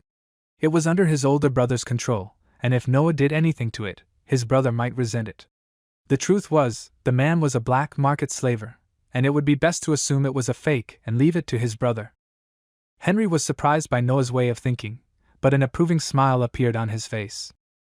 He exclaimed that his brother's actions were always unexpected and surprising. Late in the evening, Noah sat down at the table for dinner. He picked up a fork and knife and cut his piece of steak. Opposite him, at a large table with candles, sat Henry. During dinner, a servant approached His Highness and whispered something in his ear. Noah's face seemed somewhat puzzled. The boy understood everything and let his servant go. Henry did not ask Noah any questions yet. Noah started talking about the First Prince and the residence of Gilbert's brother. In that case, Henry asked Noah a question and asked what he had been told. It was good that they caught him. After interrogating him, Noah learned that the man had been doing business under his name. Noah was about to take him to court, but he committed suicide when Noah took his eyes off him. Henry was at a loss for words about the situation and only said that he understood everything. The man, in Noah's opinion, was a treasure. They knew each other with his brother, and that they had the same thought in their heads. The idea of a lizard without a tail was stuck in their heads. The slave trader probably did what his older brother told him to do. Gilbert had always been like that, in Henry's opinion. He had always done things like that, like owning a shop and buying estates. Noah thought there was nothing he could do about it. Henry didn't understand what Noah meant. According to Noah, Brother Gilbert was the first prince, but he was also the son of a concubine, and because of this, he cannot become the crown prince. He tried to vent his frustration and was only looking for a replacement because he could not gain power over the empire. The alternative was business and estates. Henry was amazed that Noah even knew this and told his brother that he was amazing. Noah thought that could be understood with a little thought. But Henry smiled and said that was not the case. Henry said the food was bad, but Noah saved him a little. After dinner, Noah met with the children who had been enslaved. The children knelt before the prince and waited for his orders. The guy said he had already taken care of it and reassured them that they would not be sold in the future. Now the children were free. The children could not believe his words and stared at the prince in surprise. Apparently, this did not make them very happy.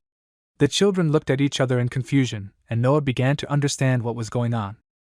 If he understood correctly, the children had nowhere to go. The girl who had asked for help earlier confirmed his words. One of the children said he was sold for this year's paddy. The girl was sold to pay for her mother's funeral, and someone else was sold to reduce the number of mouths to feed. The prince realized that they all had nowhere to go back to. They could be sold again if they returned. The faces of these children were unhappy. Noah had an idea and called out to his servant Dylan. He said that he would take these children to himself, and asked to give them a place to sleep and work. If any of them were smart, they could study. Dylan bowed and carried out the prince's order. The girls stared at the prince in shock and asked if he really wanted to buy them. Noah bowed down to the girl and said with a smile that it was not a purchase. So if they wanted to leave, they could do so. However, Noah had one condition. He told the children that he would never take back a man who had once left. This meant that he would not tolerate traitors here. Judging by the girl's surprised face, the hero assumed that it was too difficult for them. Dylan explained to the children that they just had to try their best not to betray His Highness. He asked them to hurry up and thank the prince for his help. The children obediently bowed and thanked Noah. After that, Dylan led the children out of the royal room, and Noah watched them go with a smile on his face. When everything was over, the hero asked to call a maid named Evelyn to him. The girl approached the prince and asked if he had really summoned her. Noah handed her an envelope and said that he had brought it for her. The girl looked at the envelope questioningly and asked what it was. The boy replied that it was a resignation. She was now the governor of a small land in Almeria. The maid tried to comprehend this for a while. With this letter, she was now an official person. The land given by His Majesty was huge, so it was possible to send a governor to rule in the name of His Highness. It was possible to ensure a great career growth from a maid to a governor. Noah had been watching the maid for years. Evelyn was the smartest maid he had, and he thought it would be a waste of time for her to just serve the guests. Evelyn was at a loss for words and fell to her knees. She exclaimed that instead of moving forward, she wanted to serve her master more. The hero knew this very well, but she needed to grow. If she succeeded, it would be easier for him to keep an eye on everyone. Evelyn's eyes sparkled, but they reflected only melancholy. The guy smiled and asked her to go and work for him. Evelyn understood everything and agreed with him. She clutched the envelope to her chest and hurried toward the exit. Charlie, who was standing not far from Noah, said quietly that it was amazing. Noah didn't understand what she meant. Charlie was amazed at how His Highness the First Prince used his servants. The hero reminded Charlie that she could not say such things. The girl agreed with him, and bowing low, exclaimed that she was sorry. But she still thought it was amazing. Later, Noah appeared in His Majesty's throne room, where he had an audience with the king. The king had already heard that Noah had defended Gilbert's honor. Apparently, Brother Gilbert had already reported it. Noah replied that it was just a coincidence. There was nothing wrong with not hiding it. The king said there were those who did not use it. He wanted to know what their guilt was as a black slave trader. The boy replied that unregistered human trafficking was punishable by amputation of the dominant arm, and accomplices were given a military sentence. The king wanted to check with the first chancellor whether this was really so. The chancellor replied that His Highness had spoken the truth. The king asked if there were any injuries. He heard that someone had attacked Noah, but fortunately he had been able to dodge. The king smiled and admitted that if it were him, he would have been beaten to death while he was still thinking about whether to reveal himself or not.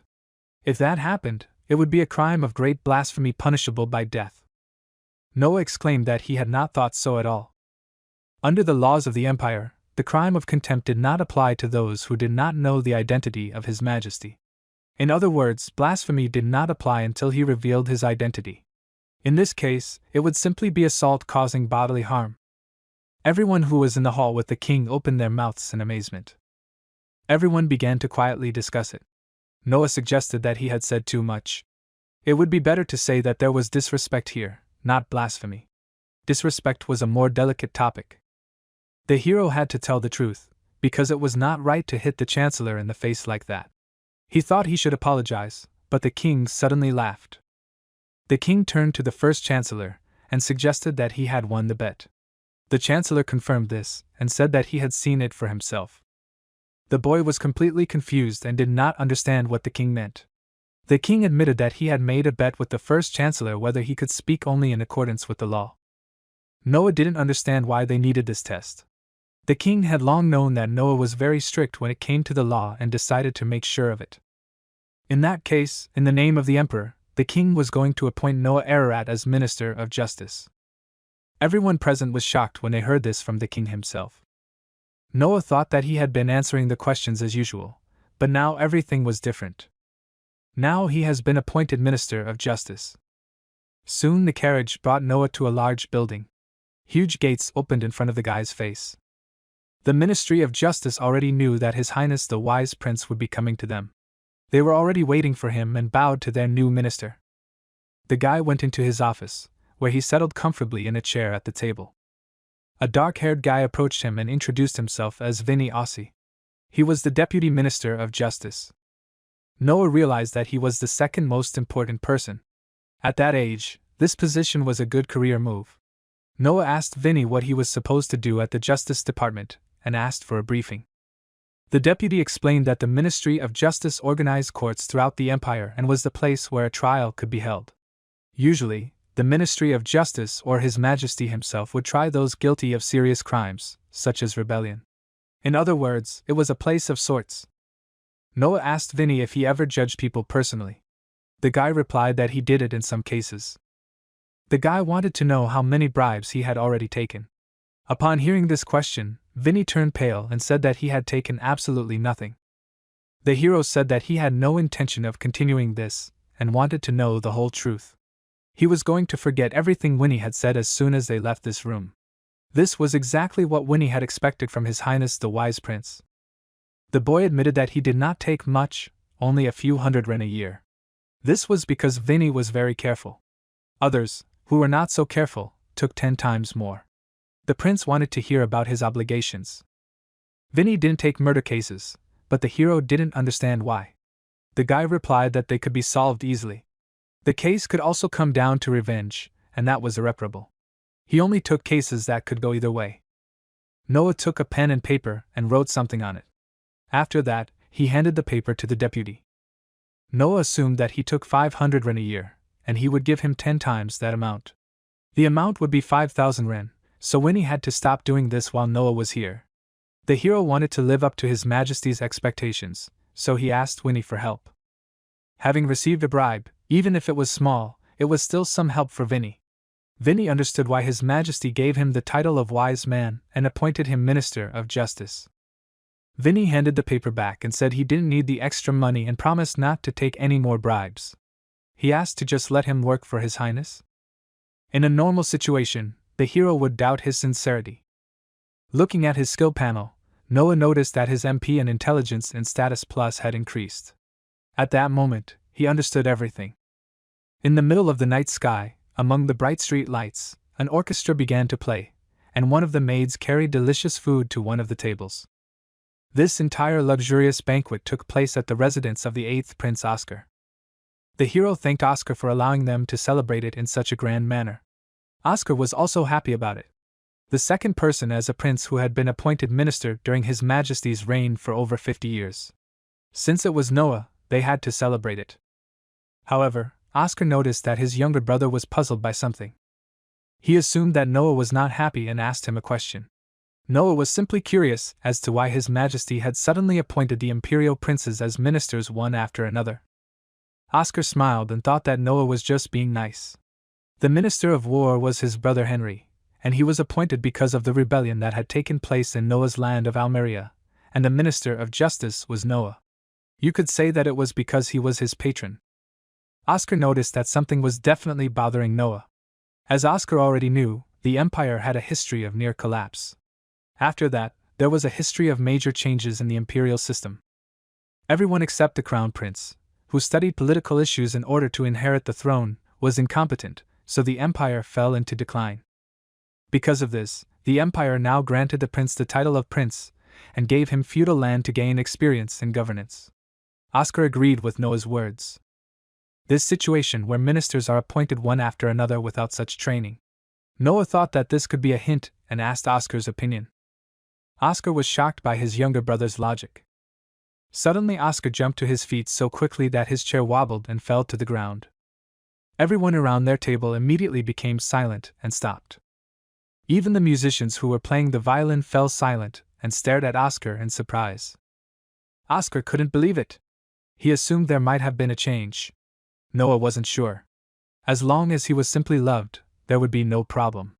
Just then, a servant ran up to Oscar with news. Oscar was shocked by the news that was approached to him. He told Noah that it was amazing, because everything happened just as Noah said. He had just acquired some information.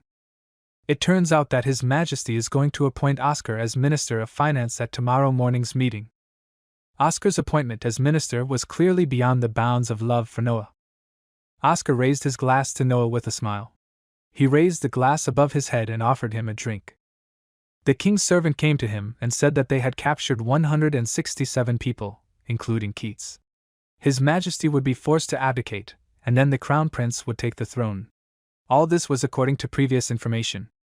The king raised his head to the bright crescent moon and said that after 50 years of reign he could not endure. For 45 years he had also been crown prince. The servant also asked to pay attention that there was no evidence of the crown prince's involvement, and none could be found. The king knew this, so he was not going to do anything to Albert. He ordered the execution of Keats and be done with it. The king wondered what had happened to the leak of Oscar's appointment letter. The man had sent it to an officer who was constantly receiving money from His Highness. Most likely, His Highness already suspected this. The king was amazed that His Highness Noah was already there. This meant that Noah already knew the king's intentions. The report they received said exactly that. The king chuckled and said that he was impressed as always. In the king's opinion, Gilbert was no good. His Majesty asked the question and asked who would be his successor. Henry, Oscar, and Noah were suitable for this role. But whoever it was, the king hoped that he would overcome the trials he had prepared. The Deputy Minister of Justice, named Vinnie, provided the hero with a report on paper. He explained that here were the main and secondary criminals of this uprising. The hero carefully studied the document and the lists in it. As far as he understood, people from the Crown Prince's entourage were recorded here. All these names were familiar to him. There was the Crown Prince's confidant, his former tutor, and a knight. It could only be considered one thing. This was probably a rebellion by the Crown Prince's faction. Worried, Vinnie asked the hero what they should do. As soon as Noah looked up at Winnie lowered his head guiltily. Noah thought it was a natural reaction, regardless of whether the Crown Prince was involved or not. In the imperial law, if an imperial family broke the law, there was a clause that allowed them to receive a lighter punishment. The only exception was rebellion. If a member of the imperial family was involved in a rebellion, the punishment was beheading. Even in the case of ordinary crimes, if one knew about the crime, one could not report it. But if the Crown Prince knew about the rebellion and did not report it, he would be sentenced to death.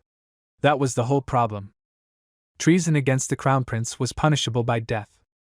But then a terrible scandal would have arisen, and the empire itself could have been shaken.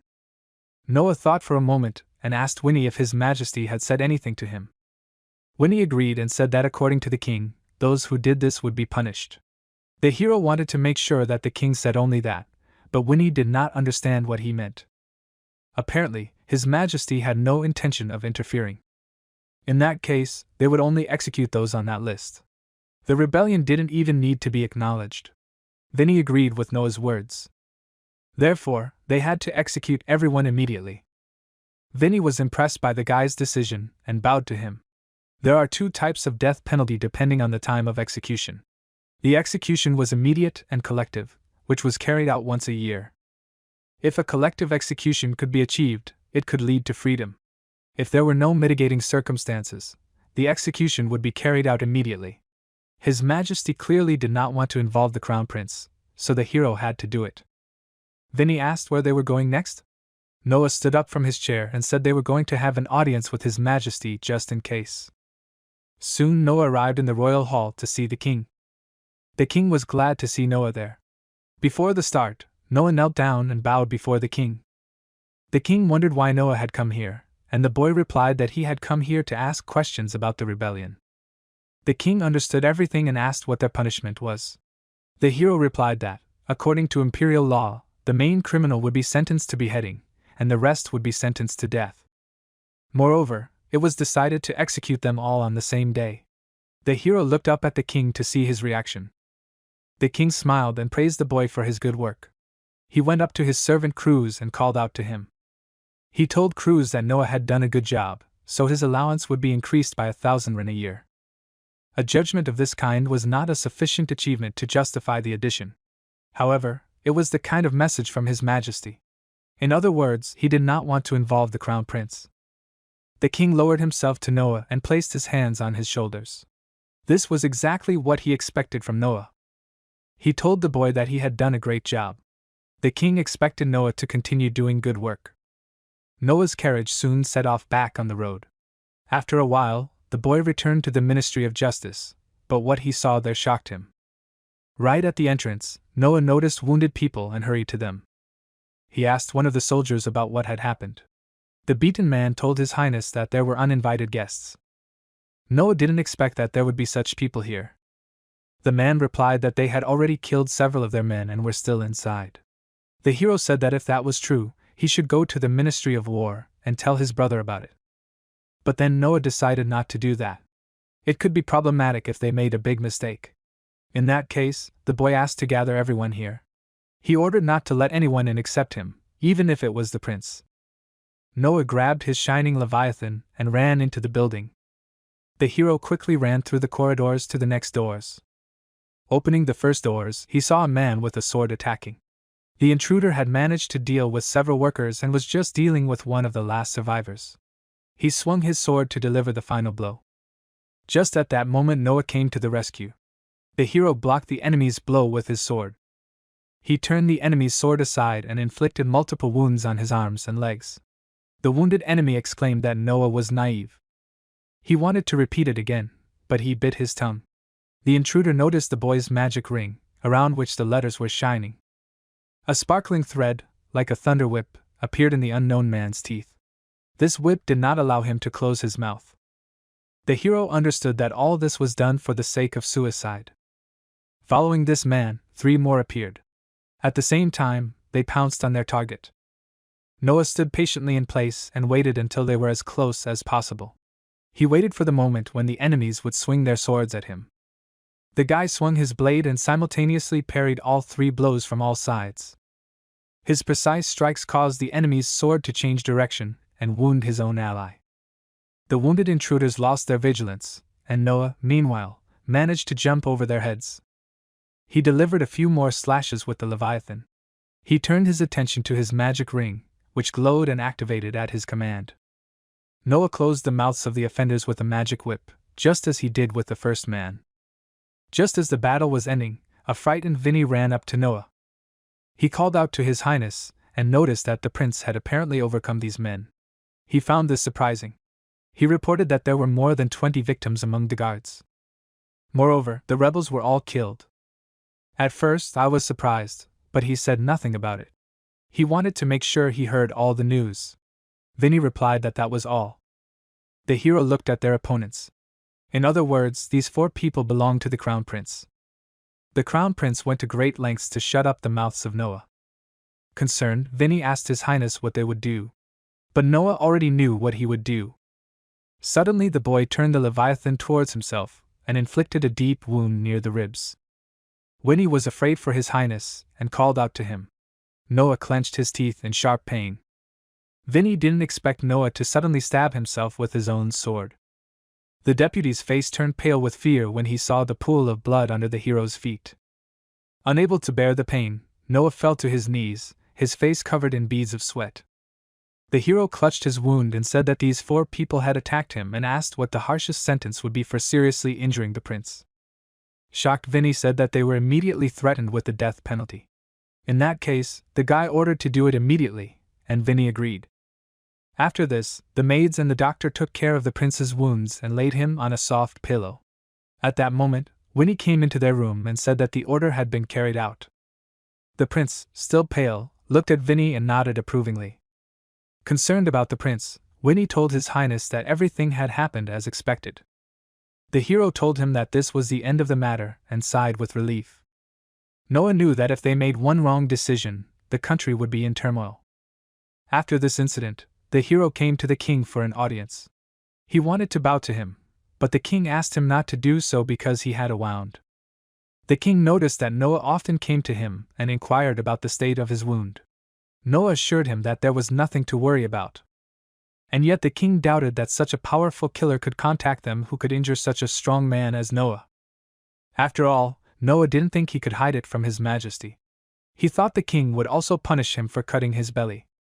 So Noah had been thinking about the scenario all last night. He wanted to talk about power.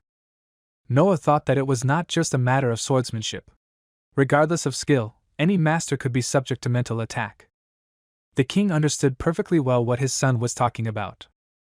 He admitted that Noah was a good son, whom he was not ashamed to show to anyone. It seemed that the king correctly understood that Noah had harmed himself by thinking about different things. The king said that if everyone were like him, it would be a great help to him. The king thought Noah knew something else. Noah wondered what the king meant.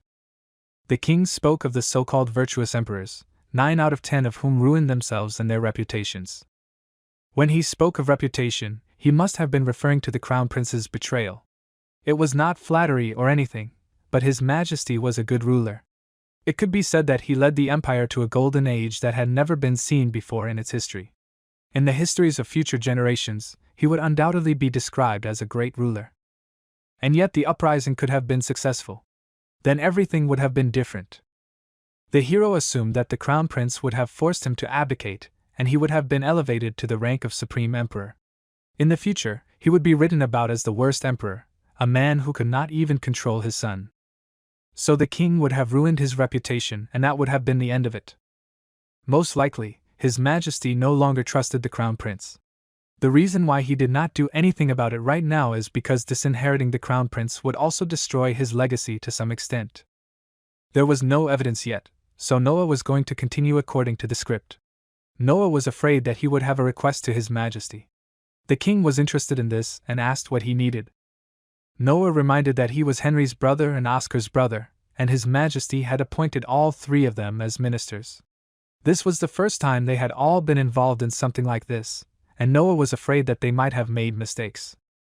So Noah thought they needed someone else to organize them. The king assumed that Noah would like to become the first vizier, but he was wrong. The hero had his own proposal as to who could be appointed. He proposed appointing one of the princes as prime minister.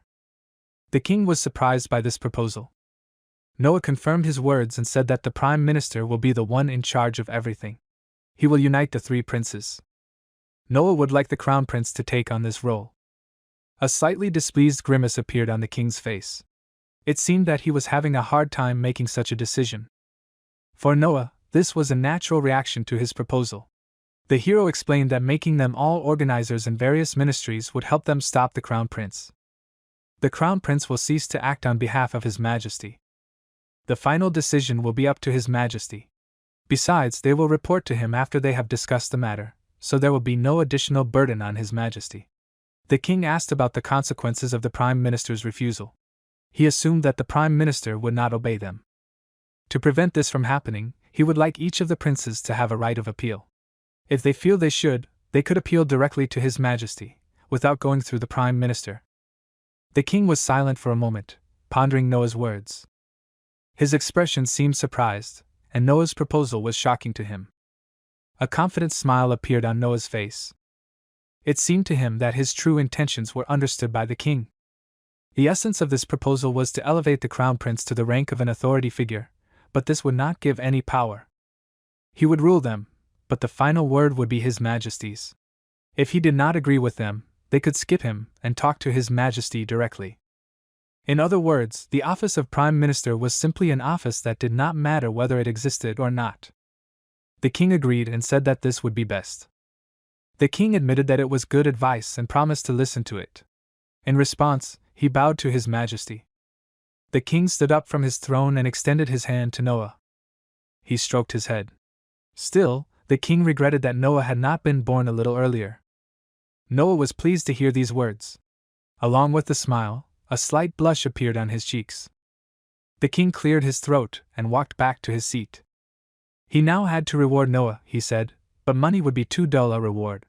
In that case, he called Cruz over and asked him to go with them to the treasury.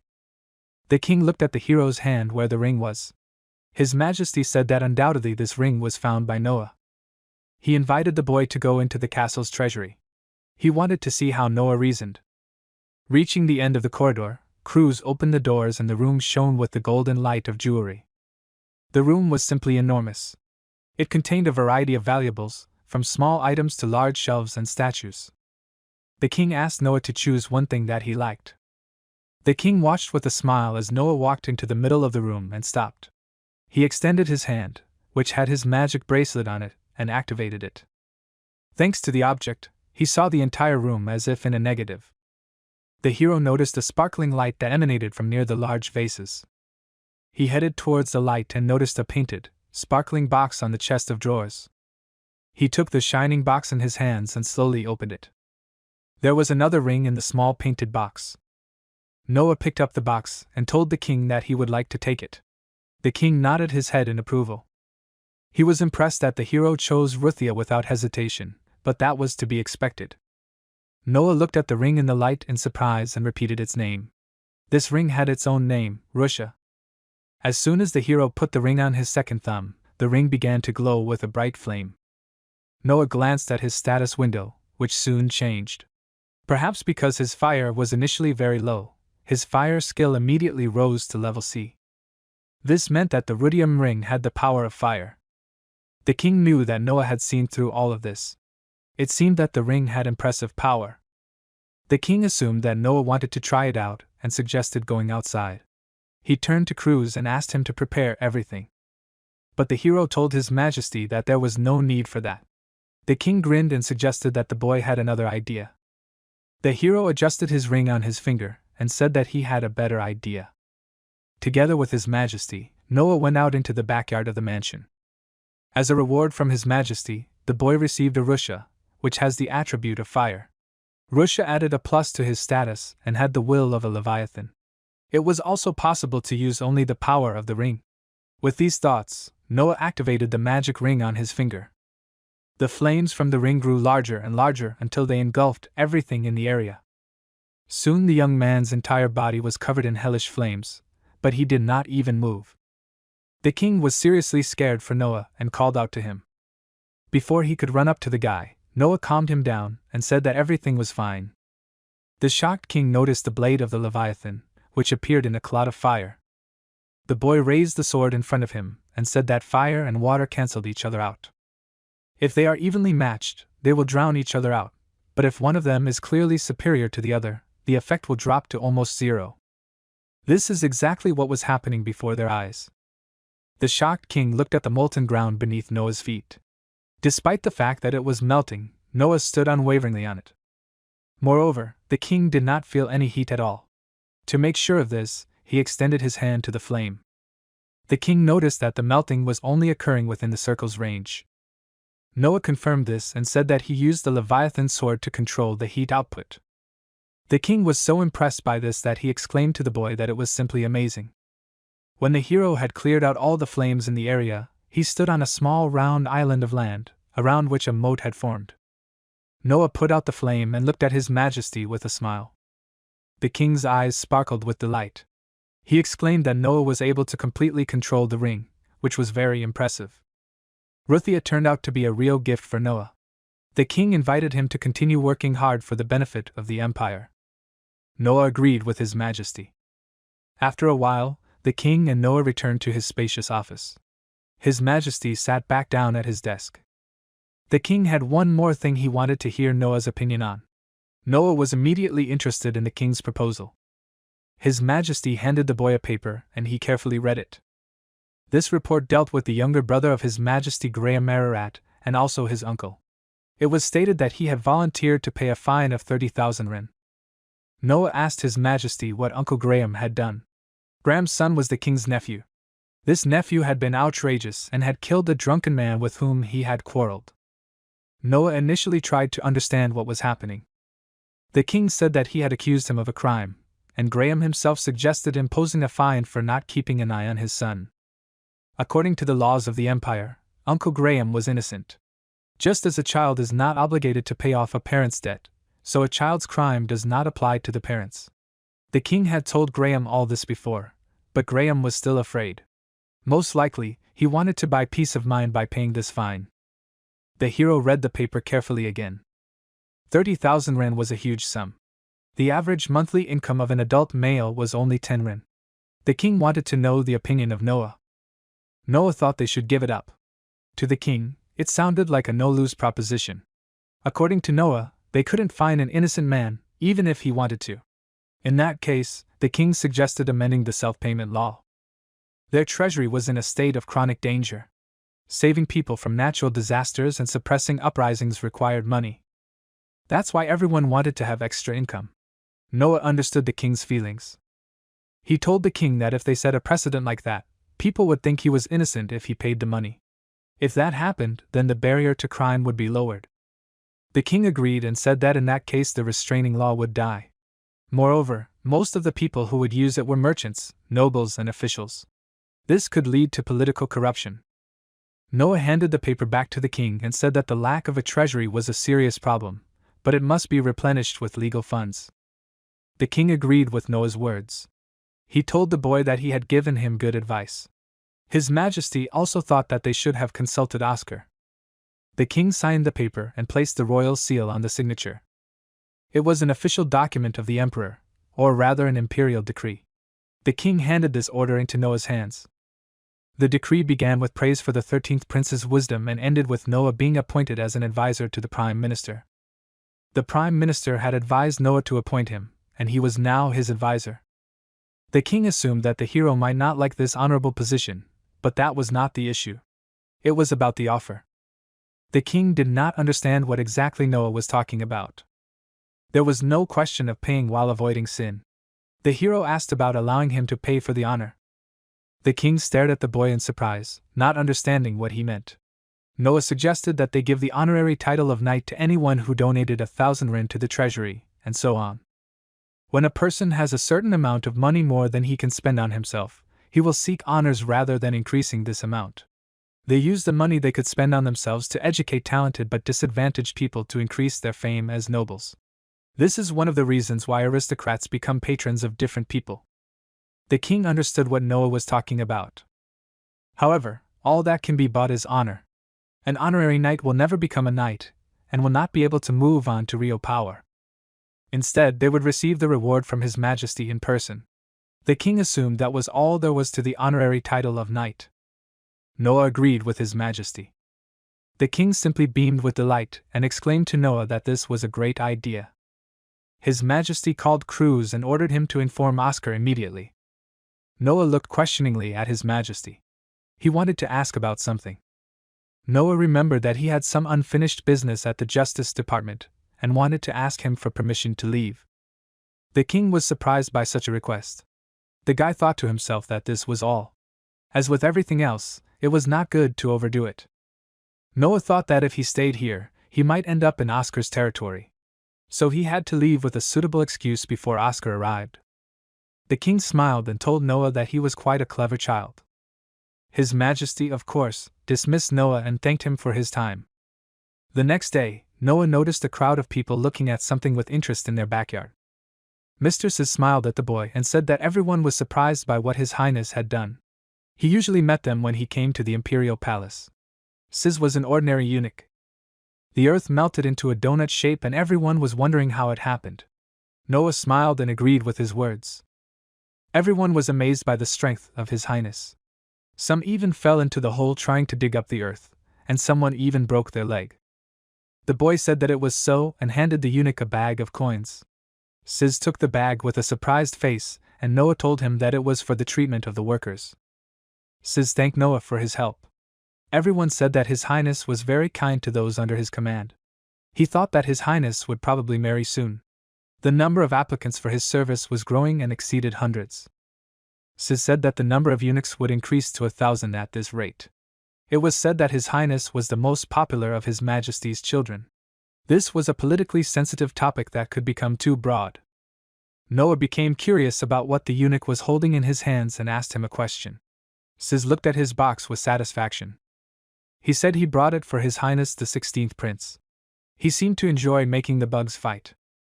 Noah's younger brother, the 16th Prince, turned 3 this year. Since he is a prince, he is given a strict education, but at the same time, there are many children who ask the eunuchs to give them these soft toys. Noah began to pack his things into the carriage, and one of the maids asked where they were going. The boy replied that they were going to the mansion. Looking out the window, Noah thought about battles and bugs. The hero looked at his rings, asking them if they could do it. The maid looked questioningly at Noah, who lowered his head somewhere. Meanwhile, the hero connected the ring of armor with the Leviathan and with the Ruthia. Bright flashes of light appeared around Noah. With the help of the rings, he was able to create 2 different small creatures. The first creature held the Leviathan's sword, and the other creature looked like a man in fiery armor. On the prince's orders, the 2 began to attack each other. The knight in light armor swung his sword to strike, and the fire knight parried it with his flaming fist. The blows continued to rain down on the man in the fiery armor. The boy noticed the movements of the little Leviathan. They were similar to the movements when he swung his sword. Noah assumed that he could move like that when he grew up. The hero had no doubt that with the power of Ruthia he too would be able to move like that. Noah watched the exciting battle of the little people with interest. It was fun for him to learn by watching them fight. The difference between them was obvious. The maid who spied on them from outside exclaimed that it was amazing. Noah smiled and agreed with her words. The hero took his Leviathan in his hands and tried to reproduce the same movement. After doing it as well, Noah noticed that it was very effective. The maid looked at the decorations inside the carriage in surprise. She found it surprising that the sword had passed by without leaving any cuts. The boy took a closer look and said that there were cuts on it. He took one of the small rubies in his hands and showed it to the maid. The young maid was delighted and could not take her eyes off the little stone. The hero decided to hang it back. The decoration looked as if it had never been touched. The maid was surprised that he didn't fall. She asked Noah about it. The guy showed her the smooth surface of the decoration. If you cut it perfectly, then when you put it back, it will hold perfectly. The maid was delighted that Noah could do even that. Combining with the ring of armor, Noah had a simulated battle. Now they could practice the techniques that both of them possessed. At this moment, the hero noticed on his panel that his level had risen to the 2nd. Noah found this quite surprising. His health also went up a whole level. Noah looked at his rings in shock, not believing his eyes. Later, the hero and Zoe went to a large gazebo in the backyard. There Noah showed her a battle between 2 little people. This fight was between a mini version of Leviathan and Lucifer. Leviathan had 10 wins and 0 losses. Noah looked at the statistics and noticed that he was improving. Some of his stats have risen from FT rank, and his level has increased by 1 more point. The guy called out to Zoe. He thought that she had been serving for 6 years already. Zoe had tried to learn many abilities to repay him. One of her abilities was status checking. Some stats didn't change at all. The plus after the rank meant that they were added to his strength. Zoe thought it was amazing, because the hero actually raised his level without any battles. She had never seen anything like that. The hero replied that it was the result of his puppets fighting each other. It turned out that he had leveled up because they were constantly fighting each other. It was more difficult. The experience gained from battle decreased the more times Noah fought the same enemy. It only took 1 battle to get to level 2, but it took 10 to get to level 3. Zoya understood what he meant. With the current opponent, it would take 100 battles to level up. There shouldn't be any problems if they continue to fight hard. During their conversation, the fiery Lucifer punched the Leviathan. Noah smiled and said that he understood something else thanks to this. Zoe looked at Noah questioningly. The hero wanted something unusual, like Leviathan and Lucifer. If he had to make them fight 100 times, it would only take 200 of them to achieve his goal. Zoe exclaimed that it was indeed so. Having this third-person view was really handy because it gave him good ideas for using their powers. Lucifer hated losing, and the Leviathan was twice as big. But no matter how close he was to defeat, he was gaining strength again. Lucifer attacked the Leviathan again, but the armored puppet deftly dodged to the side. This level was not enough to break through the ability. Lucifer deliberately made himself unbalanced. But Noah was surprised by how Lucifer did not give up. His fire grew, and soon his attack reached Leviathan. Noah told Lucifer that it was impressive. It was like he was born to fight better. Noah's fire status with a plus rose, and the guy was happy about it. This meant that Lucifer had improved. Suddenly Noah heard someone clapping their hands behind him and turned around. It turned out that standing behind him was his brother Henry, the fourth prince, and the imperial household's minister for military affairs. His maid stood next to his brother. Henry said that Noah was more impressive here, being able to make this ring as powerful as it is. The hero approached his brother and suggested that he had already seen everything. Henry replied that he had seen little, but it was interesting. Henry came here to tell his brother that the monster nest had finally appeared. A prince of the royal family must have the emperor's blessing to avoid imminent death, otherwise he would not be able to fight on the battlefield. But this was not always possible, and in order to prevent accidents during the first descent, the government sometimes prepares safe hunting grounds that have been changed in advance. And in this way, the nest of monsters is handed over to the Minister of War. According to Henry, His Majesty's permission had been obtained, so they could tell fortunes about the future of their war. Noah did not understand what his brother meant. Henry meant it. With these words, he placed a small ornate box on the table in front of his younger brother. This box was known as a fortune teller. When a person opened it, it would tell them what they needed at that moment. In this way, they would know how many people Noah needed for the first battle. Too many soldiers accompanying him into battle would be a stain on his reputation. But if he took only a few, he would be in mortal danger. That was why they counted the number of soldiers needed for battle. The hero asked his brother what he needed to do. Henry asked him to open the box, and the answer should be inside. Noah agreed with his brother and took the box, after which he carefully opened it. As soon as he opened the box, it began to shine with a bright light. The subject gave him a small piece of paper.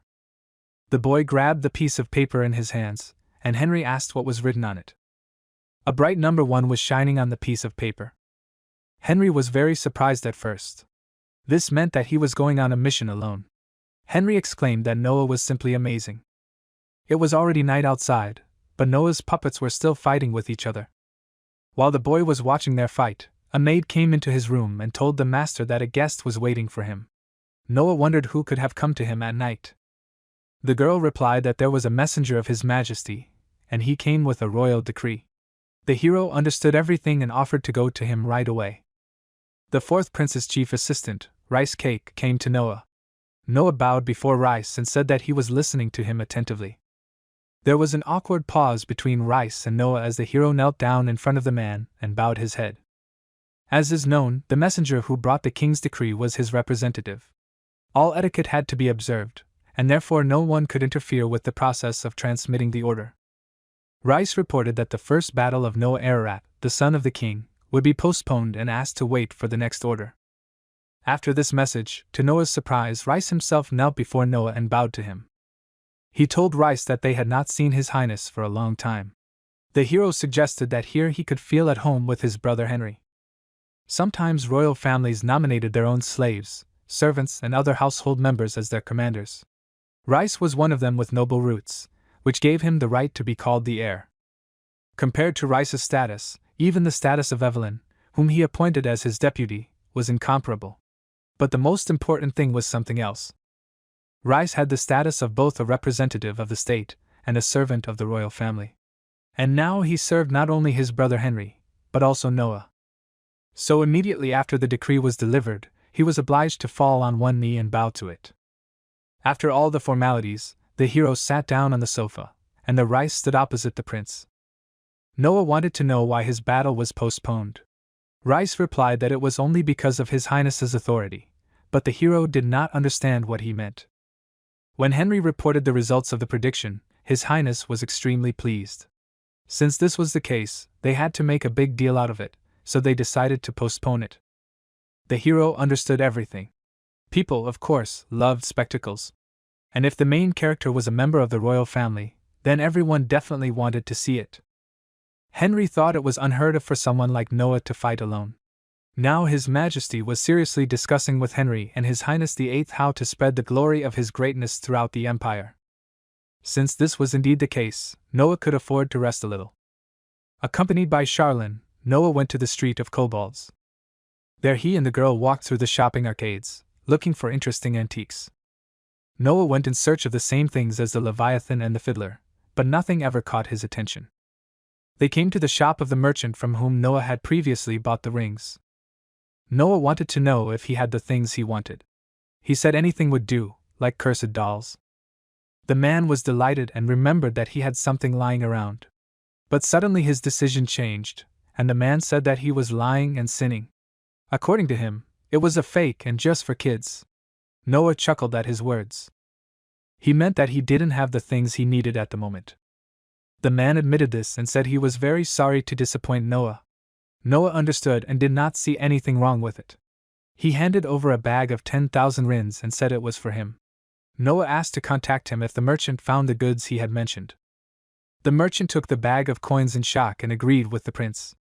Noah said that if he liked the goods very much, he would reward him even more generously. After that, Noah left the establishment.